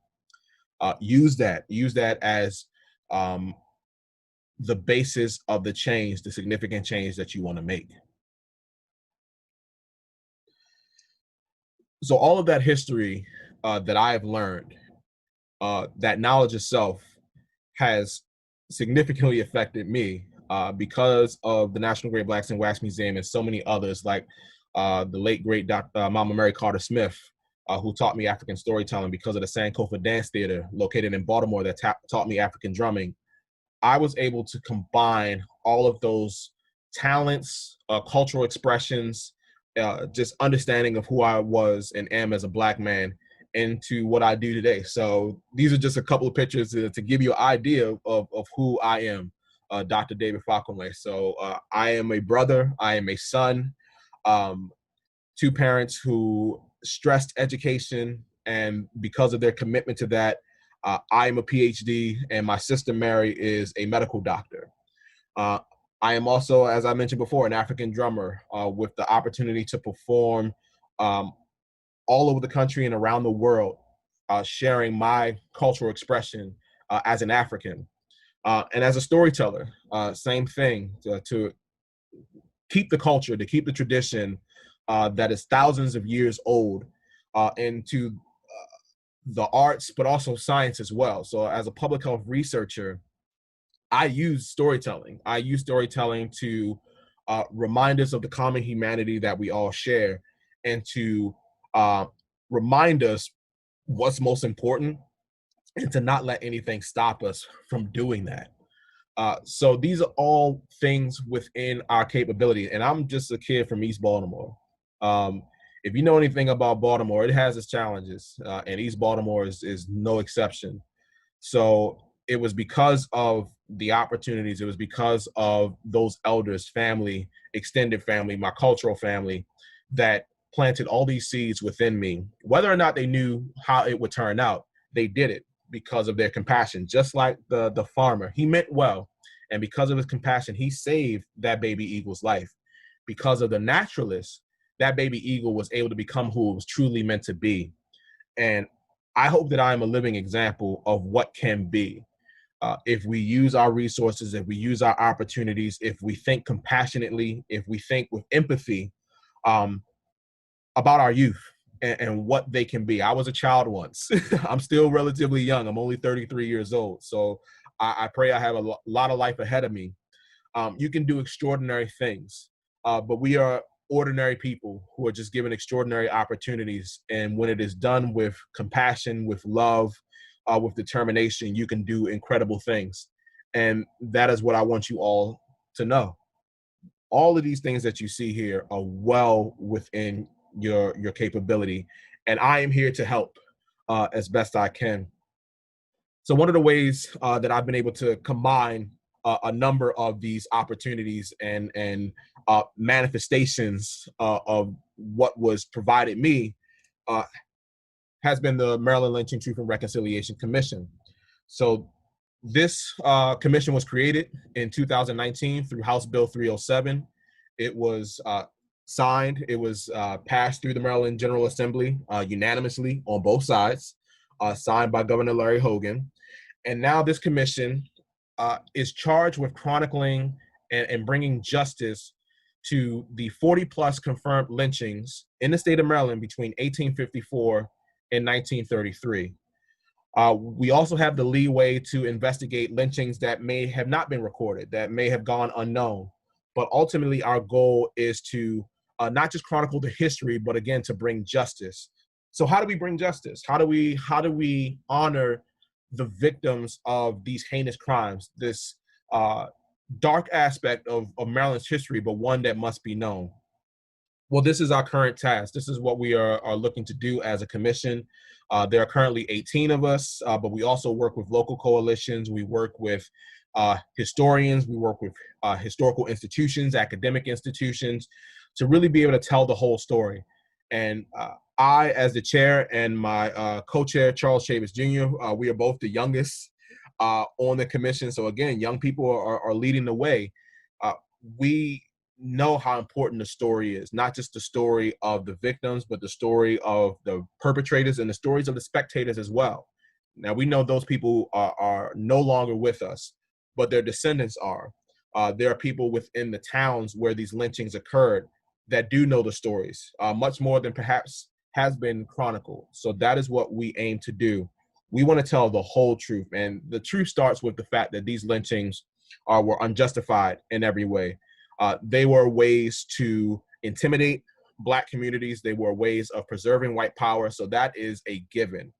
But we want to know the ramifications, not just on the families of the victims, but the families of the perpetrators, the families of the spectators, the families that resided within the towns and the cities where these lynchings occurred.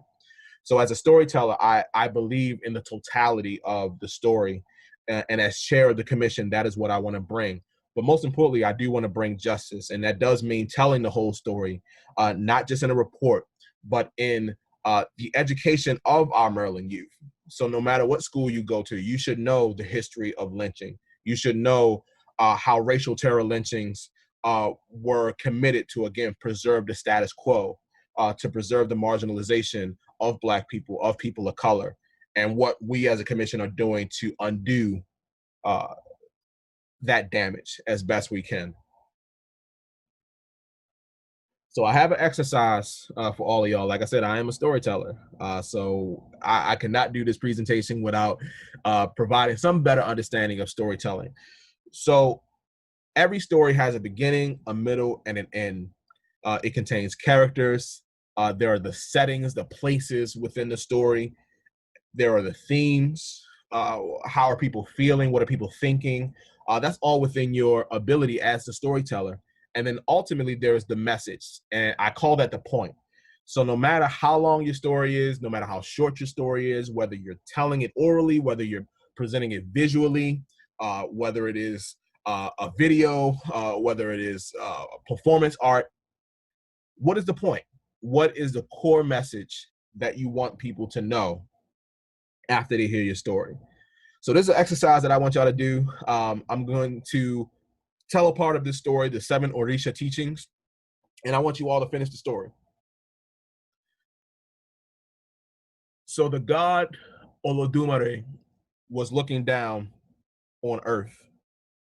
He was looking at the people, and Olodumare was not pleased with what he saw.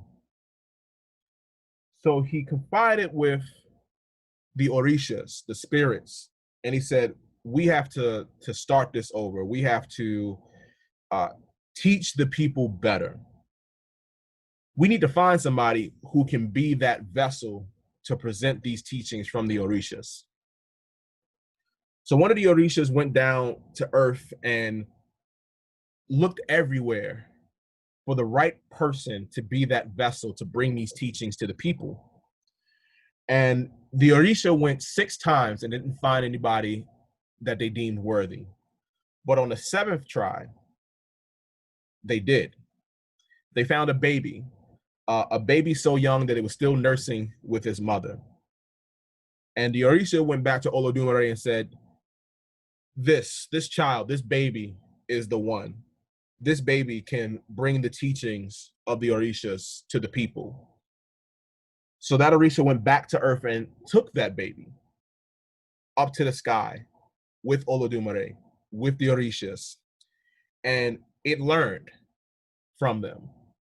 And by the time the teaching was done and that baby was brought back to earth, that baby was no longer a baby. It was an old man. It was an elder. And the elder went off to bring the teachings of the Orishas to the earth, to the people. So my question to you all is, in the way that I want you all to finish the story, what were those 7 teachings? What were the 7 teachings from the Orishas, from Olodumare, that baby, now an elder, was taught and charged with teaching the people back on earth? So I'm gonna give y'all a few seconds to think about that.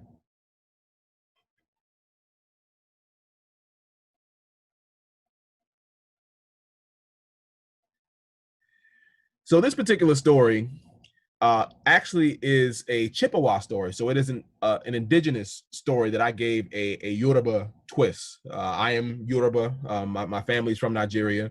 So I wanted to honor my ancestry, but show the versatility of a story. So you can take a story from any tradition. It can be the African tradition, the indigenous tradition, the European tradition, the Asian tradition, and you can make it your own.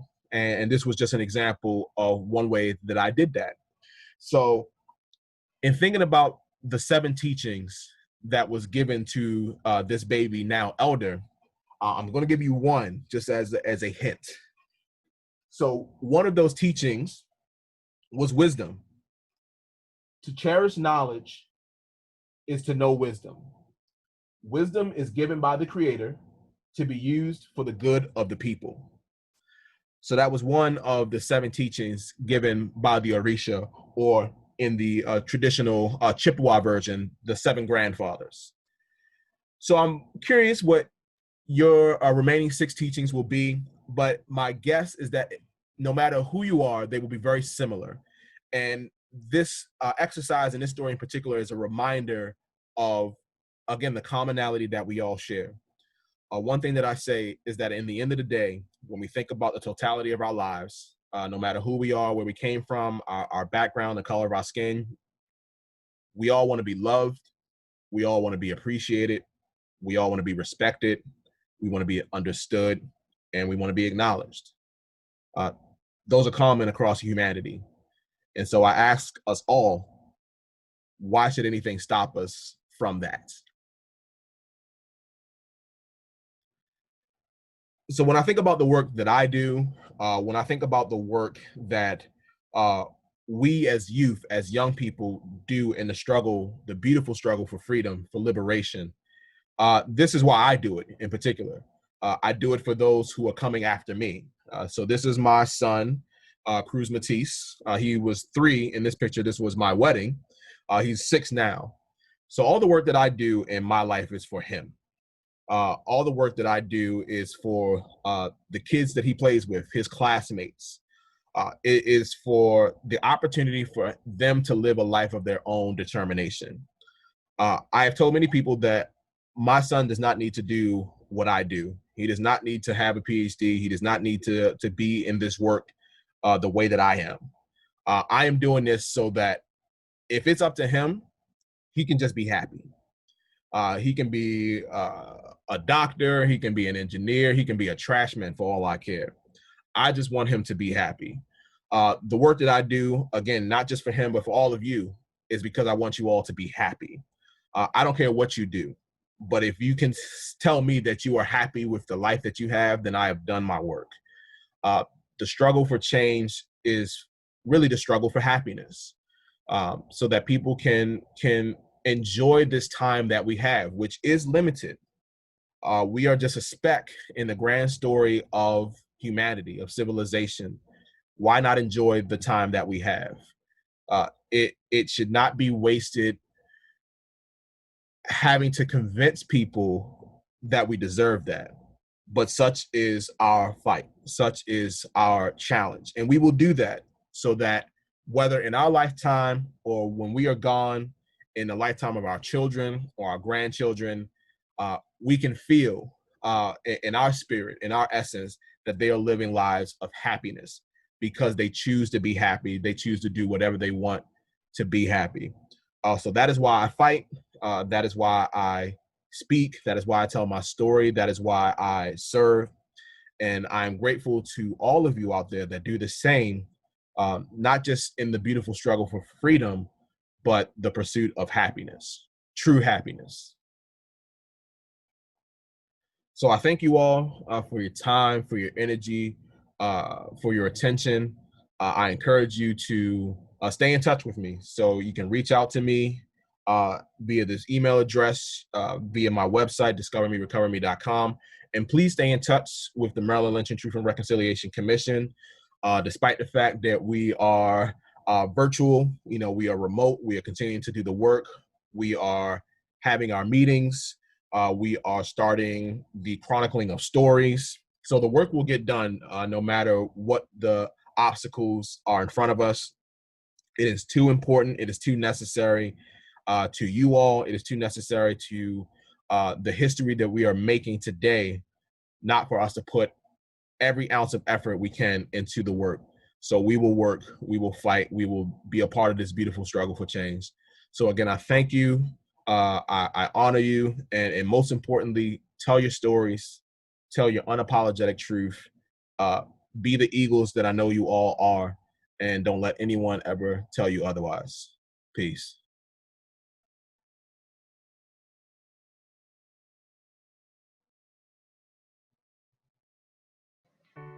Hello, my name is Nicole Johnson, and I am the founder of Baltimore Read Aloud, an online bookstore dedicated to promoting diverse books. This presentation introduces books about social justice written for young children, teens, and adults. You're never too young to learn about social justice and the role you can play in addressing racism, white supremacy, and police violence. I want to begin this presentation with a series of titles written for children ages 0 to 8.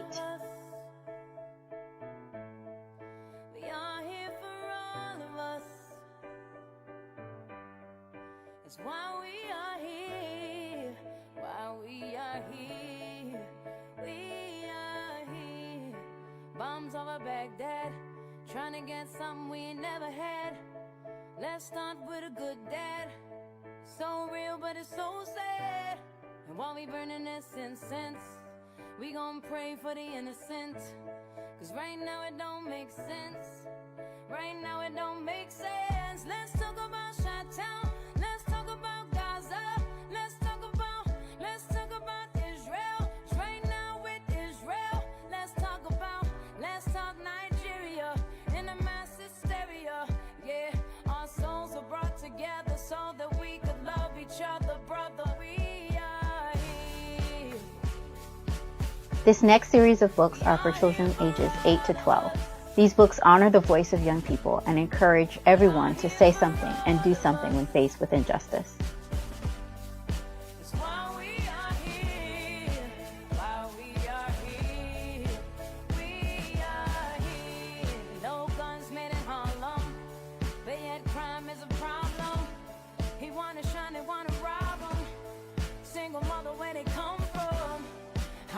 Say the nation with no support for education.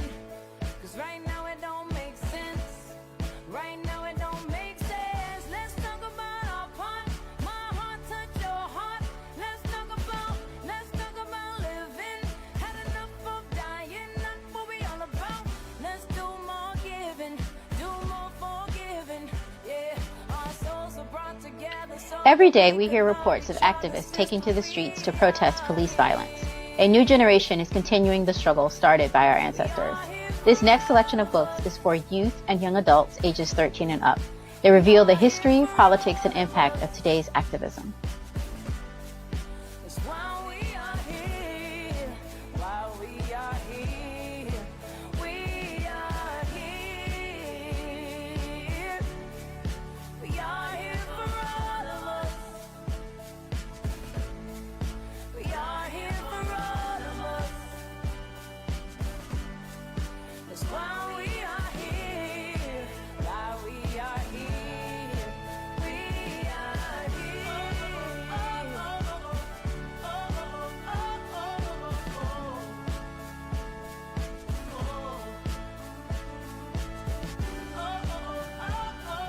To learn more about these books and other diverse titles, please visit our online shop or follow us on Instagram.